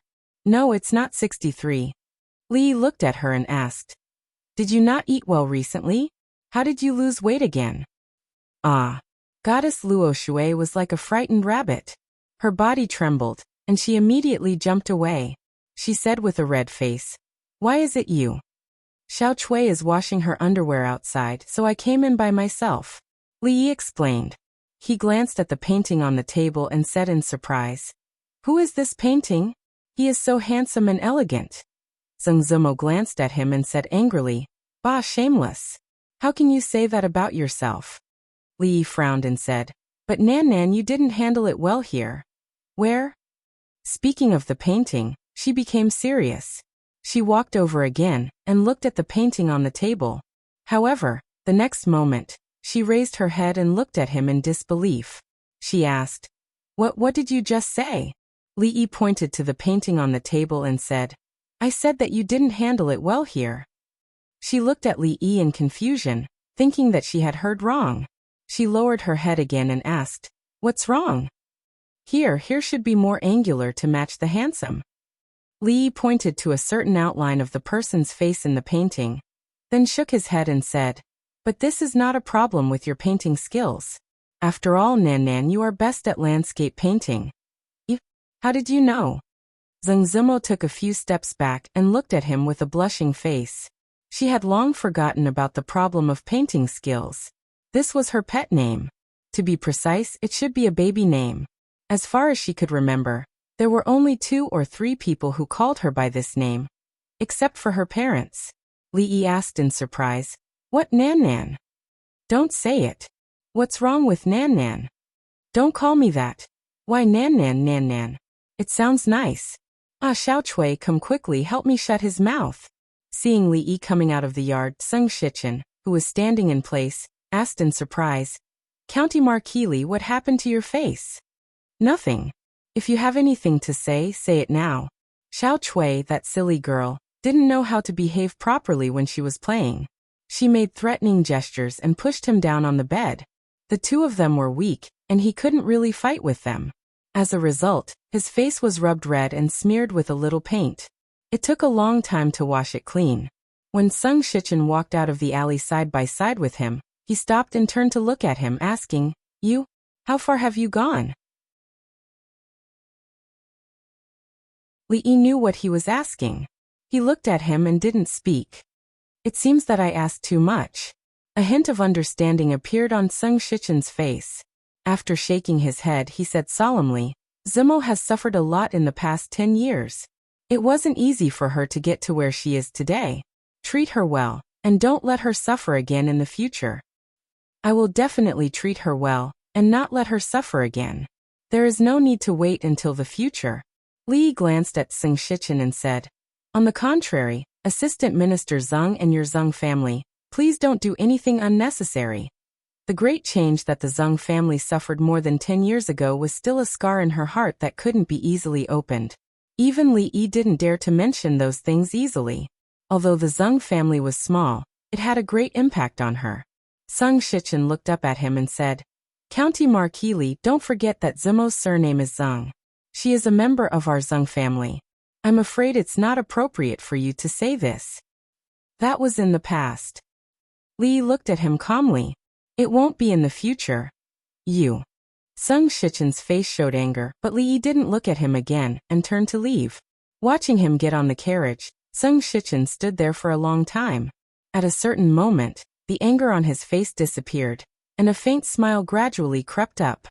"In this way, I can rest assured," he murmured and turned to leave. The smile on his face disappeared, and he seemed to be in deep thought. King of Shu, what a waste of effort. In the carriage, Fong tilted his head and looked at him. "Young master, are we going home?" "Yes." Li thought for a moment and said, "Let's go to Dong Street first." "Go to Dong Street?" The sloppy old man opened his eyes and asked, "Why do we go to Dong Street? From here, we almost have to go around half of the capital." "I told you to go, so go. Why do you talk so much nonsense?" Fong shook the reins, glanced at him, and said in a bad mood. Coming out of Fuji, Fong's mouth was full, but he didn't forget to praise, "Young master, the candied fruits of Fuji taste really good." The sloppy old man threw a piece of dried fruit into his mouth and nodded. Fuji's candied fruits and pastries are famous in the capital. More than 10 years ago, it should be called Suji. Suji Fuji. Why don't we call it Su Fuji from now on? Li Yi carried the box full of candied fruits and pastries into the carriage. He turned back and pointed to the shop on the side, and said to Fong, "Buy it."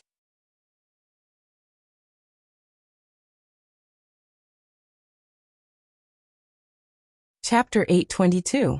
Xiao Huan held a big box of candied plums and asked, "Young master, do you want to give some of these candied plums to Miss?" Li thought for a moment and shook his head. "Forget it. Miss likes to eat sour food now and doesn't like sweet food. Let's talk about it later." The little maid nodded, blinked her eyes and asked, "What about second Miss?" Li Yi waved a paper bag in his hand and said, "I'll send it to second Mississippi. You can ask someone to put it in the freezer first." Speaking of which, he had been back for a while, but he didn't see Mississippi Lu practicing outside. She should be in her room.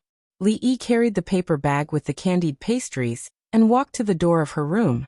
The door wasn't closed, so he pushed it open gently. He looked into the room and said, "I bought some candied plums on my way back. Do you want to?" Mississippi Lu was really in her room, sitting on a small stool. In front of her was a wooden basin with water, and Lee felt very strange. Could it be that today was really a special day? Was there any ceremony or custom for women to choose to wash their underwear on this day? Mississippi Lou looked up at him, and Lee looked down at her and the wooden basin. It was pink and embroidered with lotus flowers. If I say that I didn't do it on purpose, would you believe me? Lee asked with a sincere face. Mississippi Lou took the pink belly band out of the wooden basin and hung it in the room.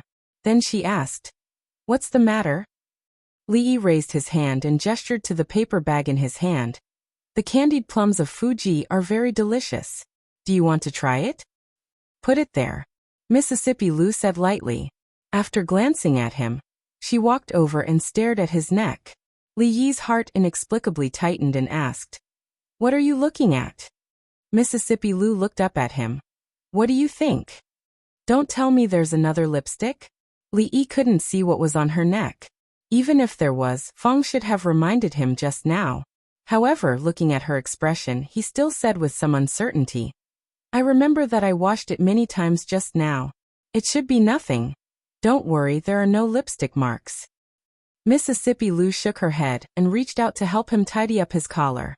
Then she looked up and asked, "Why are you washing your neck for no reason?" Lee looked around and murmured, "Even if it's for no reason, I still have to pay attention to my hygiene. There's no law in the Jing Kingdom that forbids washing one's neck for no reason. Oh, by the way, your lip gloss looks good today. Where can I buy it?" "Hey, ears, don't twist your ears." Fuji had become Su Fuji. This process was not complicated at all. For the Currently family, anything that could be solved with money would not be complicated at all. Lee sat in the yard eating the free candied plums. His ears were still aching, but he always felt that Mississippi Lou had become much gentler recently. Although he was influenced by the company he kept with Rui for a long time, it was normal for the female Tyrannosaurus to become a little sheep. However, the effects of the influence of the past 10 years were not reflected in just a few months. Compared to drawing out her sword at the slightest disagreement, twisting ears was already considered very gentle. As for the sudden gentleness of Mississippi Lou, he actually felt a little uncomfortable in his heart. Then he felt that it was a little cheap. Could it be that he had subconscious tendencies of being a masochist? Then he felt that he was thinking too much. After all, he didn't always provoke her for no reason. Looking at Mississippi Lou, who was practicing swordsmanship at the side, he considered a certain question for a long time. Finally, he couldn't help but ask, "Rui, do you think that sky blue suits you better than pink?" Lee rubbed his ears again. It turned out that Mississippi Lou might not like sky blue. Although Lee felt that the new sky blue dress from clothing shop was good, it had been more than a month since he gave it to her, and he had never seen her wear it. The 4 female doctors are all carefully selected, and they are also the most outstanding among all the female doctors. They have a clean background, and each of them has the experience of delivering more than 100 babies, so there won't be any problem in dealing with emergencies. Emingzu said, then looked at him and said, "If you have any other requests, just tell me." Lee shook his head and said, "You know Rui. Her body isn't weak, so there shouldn't be any problems. Instead, you should pay more attention to Shizafai." Rui and Shizafai's birth date was very close, so it was still unknown who gave birth. Li Xian wasn't too worried. He said, "The imperial physician and great master Tan Yin have been invited to the palace by her ladyship. They take Qin'er's pulse several times a day, so there shouldn't be any problems." Finishing, he looked at Emingzu and asked, Don't you feel the slightest discomfort in your heart?" "Why would I feel discomfort?" Emingzu looked at him and asked in confusion. Li Xian opened his mouth, then waved his hand after a moment. He said, "Forget it, I spoke too much." Li tilted his head and looked at Emingzu. He asked, "How are the matters in court recently?" Rui was doing well, and there was nothing for him to worry about. Although there was still some time before she was due to give birth, the family had already made all the necessary preparations. Even the confinement room had been built, and all the necessary facilities were available. In the dead of winter, the temperature outside would probably only be slightly above 0 degrees. There was a hot water circulation pipe in the room that had been tested many times, and was able to control the room temperature at a suitable temperature. Of course, after Li Xian had seen all the facilities in the house once, he had copied them all. Emmingsen nodded and said, "In 2 months it will be the New Year's Day. The court has been peaceful and there hasn't been anything else." There wasn't anything else to this. Only the two of them understood the deeper meaning behind it. Li Yi was a little confused. Although he had only revealed a sentence to Tseng Shichen last time, he had already made his meaning very clear. At this point, there was indeed no need to hide some things. Although this would lead to a greater counterattack from King of Shu's faction, their counterattack had never been small. However, he didn't care. Only when they made a move could he think of countermeasures and eliminate the remaining forces of King of Shu's faction bit by bit. However, it had been nearly 2 months since he last saw Tseng Shichen, and there was no movement from the King of Shu at all. This didn't make sense. Was it because the King of Shu was waiting for his skills to cool down and make a big wave of trouble? Or because Tseng Shichen didn't tell them about it at all? The latter was unlikely. After all, the Zeng family had been tied to the King of Shu for so many years. If the King of Shu succeeded, he would be a subordinate of the emperor and have a bright future. He wouldn't betray the king at this time, would he? Whether Tseng Shichen had told him or not, there was no way to confirm. 2 months ago, he had been sent by the princess to another province on a business trip as punishment for slacking off and leaving work early. Recently, he had almost run through the provinces adjacent to Jingdo, and it would probably be a few days before he returned. The end of autumn, and the beginning of winter in the 3rd year of Jing. He couldn't be more normal. These days, the country was stable, the foreign enemies were temporarily resting, and there was no turmoil in the court. Especially since the Princess Royal Highness took charge of the government, the people lived in peace and praised the many decrees of the court. As a result, everyone almost forgot that during this period of time, standing at the top of the country was a woman. This peace and tranquility lasted until the 15th of November, because the night before, the first snow fell in the capital. When many people opened their doors in the morning, they found that there was a vast expanse of whiteness in front of them. And also because the night before in the Marquis Mansion of Chang'an County, the young master of the Li family was born.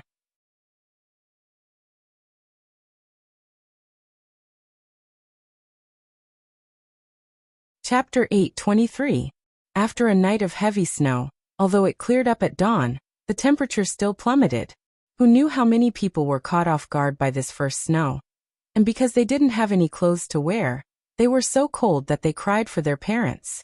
In the Li family in the greenhouse, because the copper pipes close to the wall circulated hot water, after closing the door, they didn't feel cold at all. In the past, Xiaohuan would have run to the yard to make a snowman, but today, she just moved a small stool and sat in front of the bed, looking at the little eyes in the swaddling clothes. She had been looking for almost an hour, but she still couldn't get enough of it. After a while she turned back and whispered, "Hee, his nose is like the son-in-law, and his eyes are like Miss." Nonsense, he didn't even open his eyes. Li Yi gently knocked on her head. Xiaohuan immediately retracted her head and whispered, "I saw him last night." As a person who had lived 2 lives, this was his first child. Naturally, Li Yi couldn't get enough of it, but he didn't think the child looked like anyone or not. A newborn child didn't even have eyes and eyebrows, so these things couldn't be seen. Sitting on the bed, Rui's face was a little pale. Giving birth was hard for women, and it was like walking through the gates of hell.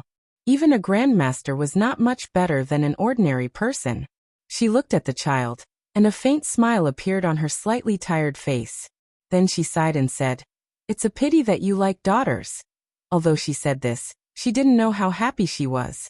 Some ideas were deeply rooted here, and even Rui couldn't avoid them. Li tucked her in and said, "It's okay, we can have more in the future. There will be daughters." Outsiders were not allowed in the confinement room. Although only Rui and Xiaohuan were here, hearing this she couldn't help blushing. She changed the topic and said, "Husband, what do you think we should name him?" In fact, as early as a few months ago, Li Yi and she had prepared a few names, both boys and girls. Li Yi didn't name his children according to the Li family's genealogy, nor did he plan to name his children in this way. Originally, if he had a daughter, it would be good to call her Li Si or Li Muyi. For a boy, this name would be a bit feminine. Moreover, he was the eldest son of the Li family, so he naturally had to choose a more neutral name. There were already a few names that they could come up with, but the two of them had yet to decide which one to use. Li Xian? Li Yi repeated the name, then shook his head and said, I feel like I've heard this name somewhere before. It's not good. Li Xiaoyao? He read another one and shook his head. This won't do. This life is too bitter and rough. It's not good either. Li Bai, you're indeed suitable for the occasion, but I'm afraid that you won't be able to control it. Why don't we call him Dwainer? Rui thought for a while, then looked at him and said, he is the eldest son of the Li family. I hope that he can be a good person in the future and act according to the rules, so that he can be a good example to his younger brothers and sisters. Li Duan? Li Yi didn't want to give the child any cool name. Li Duan was actually not bad, but it sounded a bit short. The word short made him feel uncomfortable no matter how he heard it. A name is just a form of address. Although it is good to have a meaning, it has little to do with one's character or fate in the future. Li Yi thought for a while and said, if a name can represent fate, then isn't Rui too much of an advantage? As soon as he finished speaking, he was kicked lightly by Mississippi Lu. Li Yi looked at the swaddled child. Since Rui could bring it up, it meant that she liked the name very much. He nodded and said, Dwainer, Li Duan. And very good. I'll do as my wife says. The little servant girl looked at the child sleeping soundly in the swaddled clothes and said in a small voice, Dwainer, Dwainer, you have a name. You guys have been busy all night yesterday. Go and rest first. Last night, after the child was born, everyone in the manor didn't sleep well. Li Yi said to Xiao Huan and Mississippi Lu, then looked at Rui and said, you haven't slept since yesterday. Go and rest for a while. I'll deal with the matters outside. The greenhouse was so quiet and peaceful, but in fact, the outside had long been a boiling pot. Since last night, this place had become the focus of the entire capital, especially after the news that County Marquis Li had a son, and that both mother and son were safe spread out. Many officials and nobles in the capital couldn't sit still. The carriages and horses that came to congratulate and give gifts had long been lined up 2 streets away. The servant girls and servants of the Li Manor had all been mobilized. Just counting the rooms for storing gifts, they had already prepared 4 rooms. The youngest marquis in the court, the youngest minister of the golden purple imperial court, and the emperor's most favored official. Even the nobles and officials who usually didn't have any interaction had to prepare enough gifts at this time. The old emperor's edict came early in the morning. Other than bringing a lot of rewards, Rui's title of nobility was directly raised by 2 levels. After that, there was also the empress's decree, the princess's manor, the crown prince's manor, and more than a dozen carriages of gifts. Usually, Li didn't like to socialize, but today was different. Others came with gifts, so he had to go through the formalities. Just this formalities took him from dawn to dusk. When a servant came to tell him that the madam and the child had both woken up, and that the madam was talking inside, Li found that the sky was already a bit dark. Dwainer, Dwainer, this is a good name. The smile on the face of the madam of the Li family hadn't stopped since last night. The old woman had been living in the manor for the past few days. She had originally fallen asleep yesterday, but she was suddenly woken up and hadn't slept since. Before the child was born, she seemed to be more anxious than Li Yi. After the child was born, she was busy inside and outside, sending letters outside one after another. Until now, she hadn't rested, but she seemed more energetic than anyone else. Although the other madam couldn't see, she was also sitting next to Rui's bed. At this moment, she was holding her hand and saying something. Li Yi listened. It should be some precautions during the confinement period. In fact, he didn't need someone to teach him these things. He knew it better than anyone else originally. He wanted to persuade the 2 old people to go back and rest first, but seeing the situation in front of him, he felt that they probably wouldn't listen, so he quietly left. No matter what, his heart was still a little worried for so long that now, he could finally take a long breath of relief. Today, everyone in the manor was busy all day, so that only a passage was swept out of the courtyard. In the courtyard, around the stone table, There was still a layer of not too thin snow. Li Yi cleared a stone stool and sat down. Not long after, there was a crunching sound of stepping on the snow. Li Xian looked tired. He cleared another stone stool, sat next to Li Yi and asked, "Are you busy enough today? How do you have time to come over?" The reason why Li Yi asked this was because this afternoon, there was news from the palace that Li Xian's heir consort had also given birth. Both the adult and the child were safe, but it was a girl. Li Xian probably didn't have any other thoughts about this, but the heir consort would probably be sad for a while. Li Xian shook his head and said, "Her ladyship said that she needed to rest, so I stayed with her for a while. When she fell asleep, I directly came over." "Congratulations." Li Yi cupped his hands in a salute. Li Xian casually replied, "Congratulations to you too." The heir consort's body was weak, and it would probably affect the child. Li Yi looked at him and asked, "How is the child's health?" Speaking of his daughter, a smile appeared on Li Xian's face. He said, "When she was born, she cried loudly and her body was a little weak, but the imperial physician said that she was fine for the first month, and then there were no problems." "What about the heir consort?" Li Xian shook his head and said, "She's fine. Her body is a little weak, and this time, her vitality might have been injured. She needs to rest, but it's not a big deal.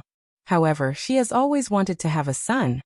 Li Yi could understand the heir consort's thoughts, but this matter couldn't be forced. He stood up and patted Li Xian's shoulder, saying, "If there's nothing else, try to persuade her.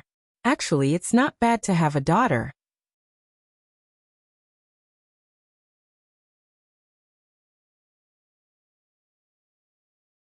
Chapter 824.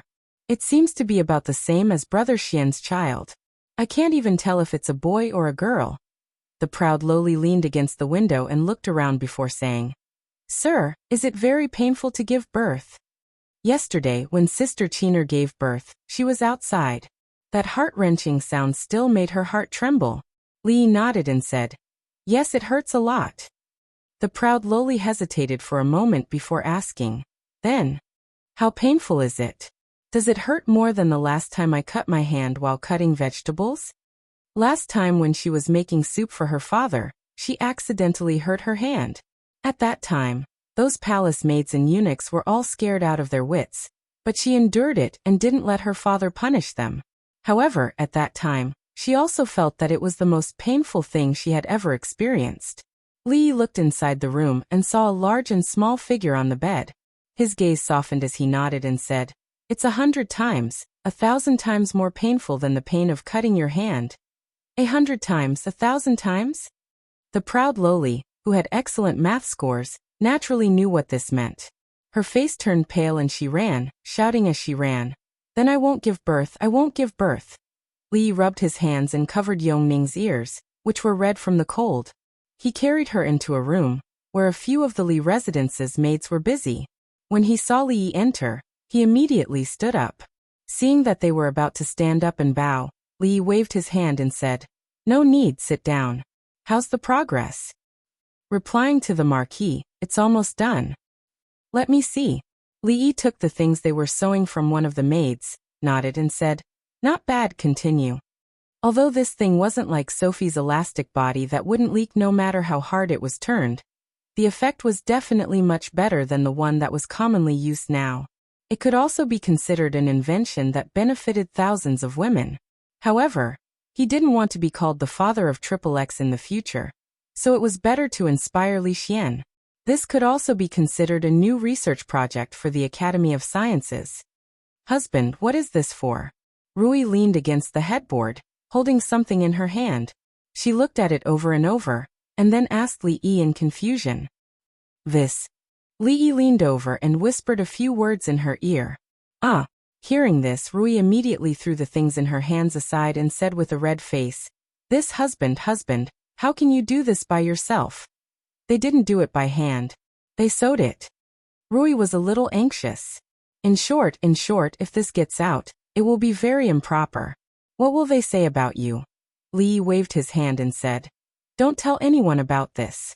In short, this is better than the previous one. It's just right for us to use now, but it's not done yet." I'll ask them to hurry up. When he walked out of the door with the semi-finished product, a voice came from beside him. Mississippi Lou leaned against the door, pointed at the thing in his hand and asked, "What is this?" "You mean this?" Lee waved his hand and said, "Insoles."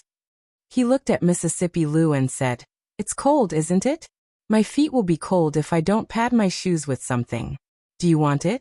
I'll ask them to make a few pairs for you." "Insoles?" Mississippi Lou looked at him with a look of disbelief. She pointed at the parts that extended from both sides of the insoles and asked, "What is this?" "Wings." Lee looked at her in surprise. "Don't you think the insoles with wings are very beautiful?" Mississippi Lou stared at his eyes and asked, "What on earth is this?" Lee looked at her and asked uncertainly, "Insoles?" "Well, this is not an insole." She was not an outsider anyway. Lee looked around and whispered a few words in her ear. "Shameless." After listening, Mississippi Lou's face instantly turned red, and she glared at him fiercely. Lee looked at her. "You're the one who asked. Can't you be reasonable?" "Pervert. You know the law." "Shameless." "Shameless. I said it just now. Shameless." She glared at Lee again, snatched the thing from his hand, and walked quickly into the room. "Hey, wait, I haven't told you how to use it." Mississippi Lou turned her head and looked at him calmly. She asked, "You want to teach me?" "No." Lee shook his head and said, "The insoles haven't been sewn yet." It was a great merit that could benefit all women in the world, and be passed down for hundreds, or even thousands of generations as long as human beings did not evolve further. However, he was still scolded as shameless. In this world, there was really no law. However, in this world, there were two people he could not talk to. The Princess Royal was one, because she was the law. Mississippi Lou was the other, because the price of talking to her about the law was too high, and ordinary people could not afford it. Logically speaking, the Lee family had just added a child, so he should be very busy.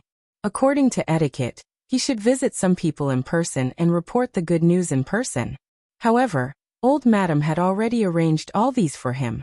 There was only one thing he needed to do, and that was to take care of Rui. Although her physique was far better than ordinary women, this kind of care was not only physical, but also spiritual. In terms of postpartum recovery, soup was indispensable. Lee did not dare to say how good his cooking skills were, but in terms of soup making, he had definitely reached the level of a master. He was extraordinary and invincible in the world.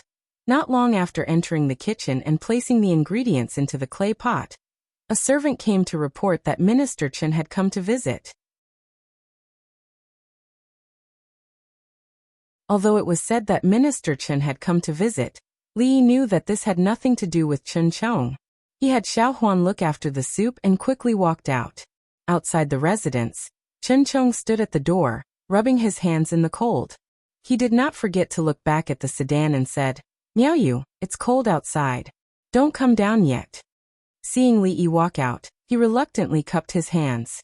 County Marquis Li quickly walked past Chen Chong. When third Miss Chen came down from the sedan, he softly said, "The ground is slippery, be careful." Then he frowned and looked back at Chen Chong. "How do you take care of people? It's such a cold day, and you don't even prepare a fox fur coat. What are you thinking?" Chen Chong still maintained his cupped hands gesture. Behind him, a servant girl had already taken out a fox fur coat from the sedan and draped it over third Miss Chen. "It's so thin, can it keep out the cold? Can't you be more careful?" Li glared at him again, then turned his head and said with a smile, "Quickly go in, it's warm inside." Second master. Seeing second master still maintaining his cupped hands gesture, the Chen family servant could not help but remind him. Chen Chong closed his eyes and took a deep breath before opening them again. He calmly said, "Go in." Walking side by side with third Miss Chen, she asked softly, "There were too many people in the residence these past few days, so I did not come over. Is Rui well?" Li smiled and nodded. "Her body is recovering very well, and the child is also very well." When she reached the door of the room, she paused and shook her head. She just came from outside and is very cold. She can't stand these things the most right now. Let's sit in the greenhouse for a while before going over. Li Yi thought for a moment, then nodded and said, "The greenhouse is just next door. This way, please. Xiao Huan, bring some tea and pastries over." After staying in the greenhouse for 15 minutes, Li Yi led her over again. After sending her into the room, he placed a hand on Chen Chang's shoulder. "What are you going in for? Don't you know any manners?" Chen Chang's face twitched. He was about to explode when a petite figure ran over from the other side. Chen Chang froze for a moment, then quickly retracted the anger on his face. He immediately bowed. This lowly official pays his respects to Princess Shaning. The proud Lolita ignored Chen Chang. Holding Li Yi's hand, she blinked pitifully and said, "Sir, can I only have one child in the future?"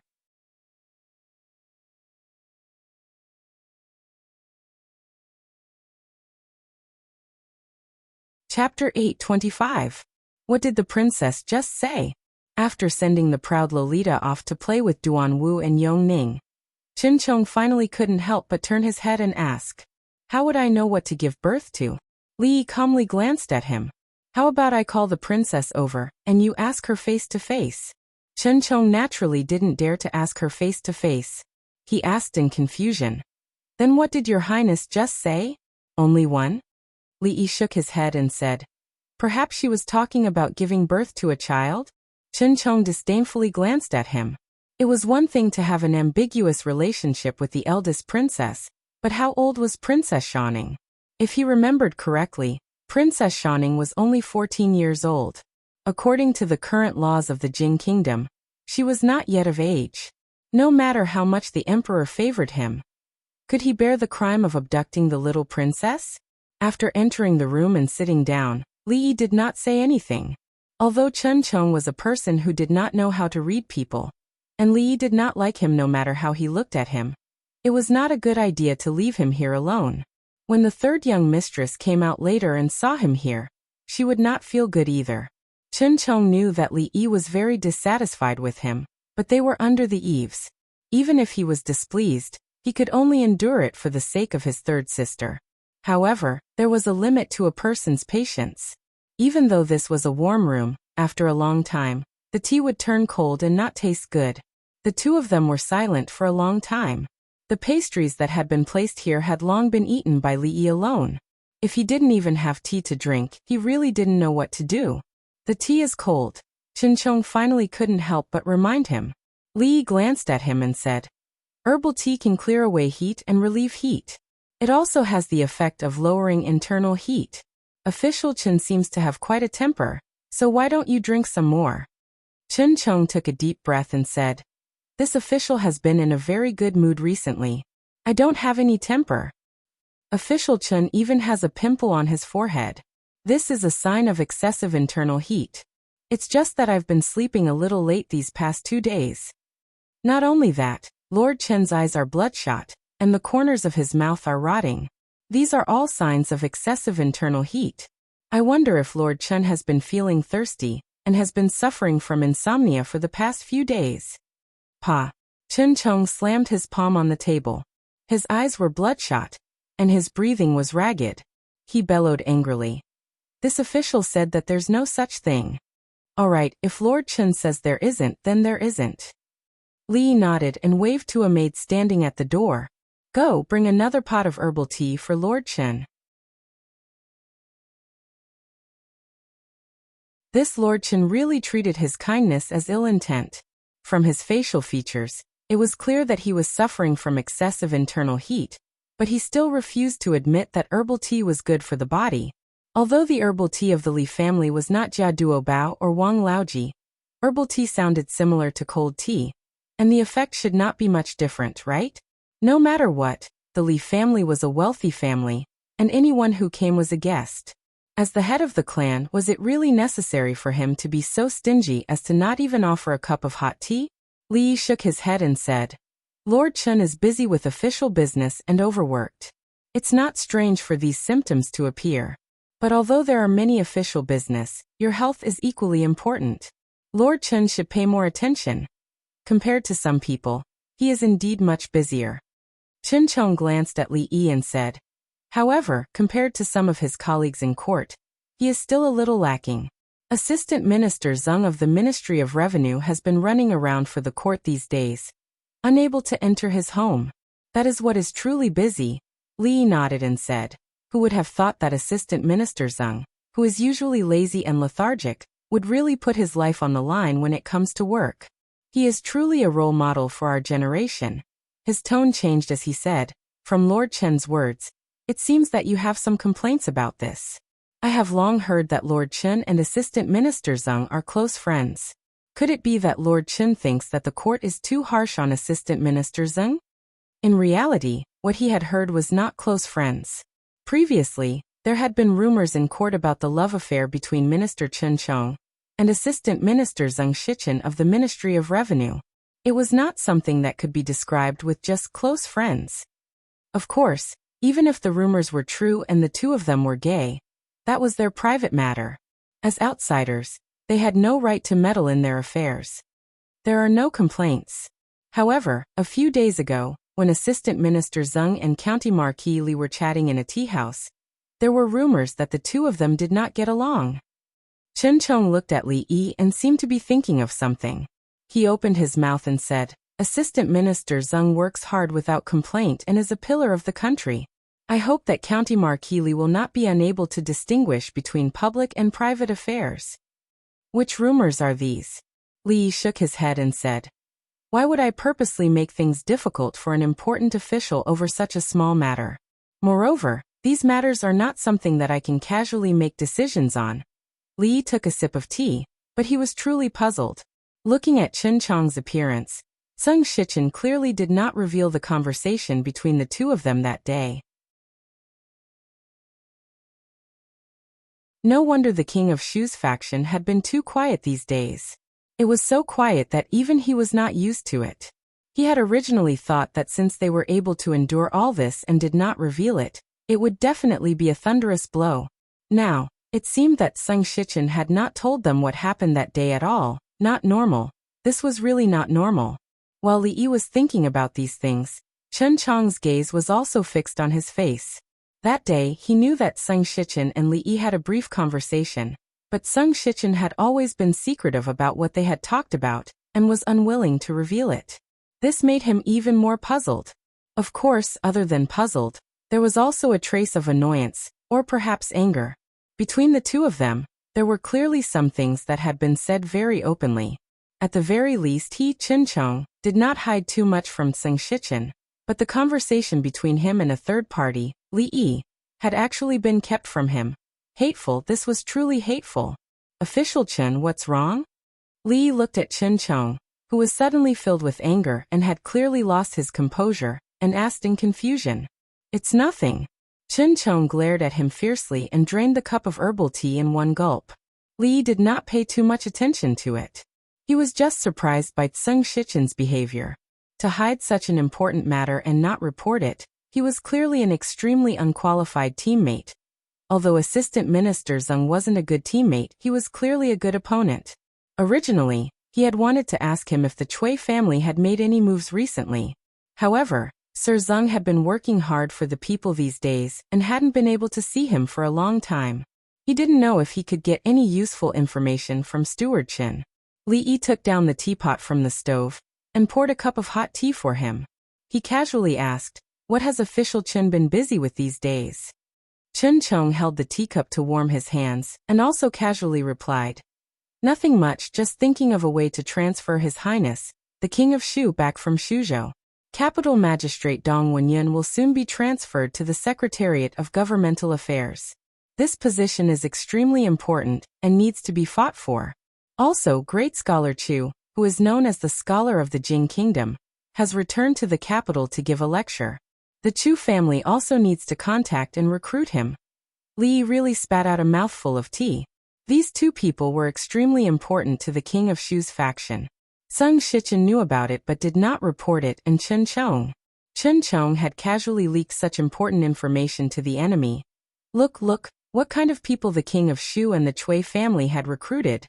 Under such circumstances, if they were allowed to succeed, where was the justice of the heavens? Where was the justice of the heavens? You're tuning in to the Li Mei's Sword of Destiny YouTube channel, We're so grateful for your support, and don't forget to subscribe to join us on this incredible journey through captivating stories. Your generosity through donations truly makes a world of difference, as it's the primary source of revenue that allows me to expand and enhance this channel for you. Thank you from the bottom of my heart for being a part of this adventure.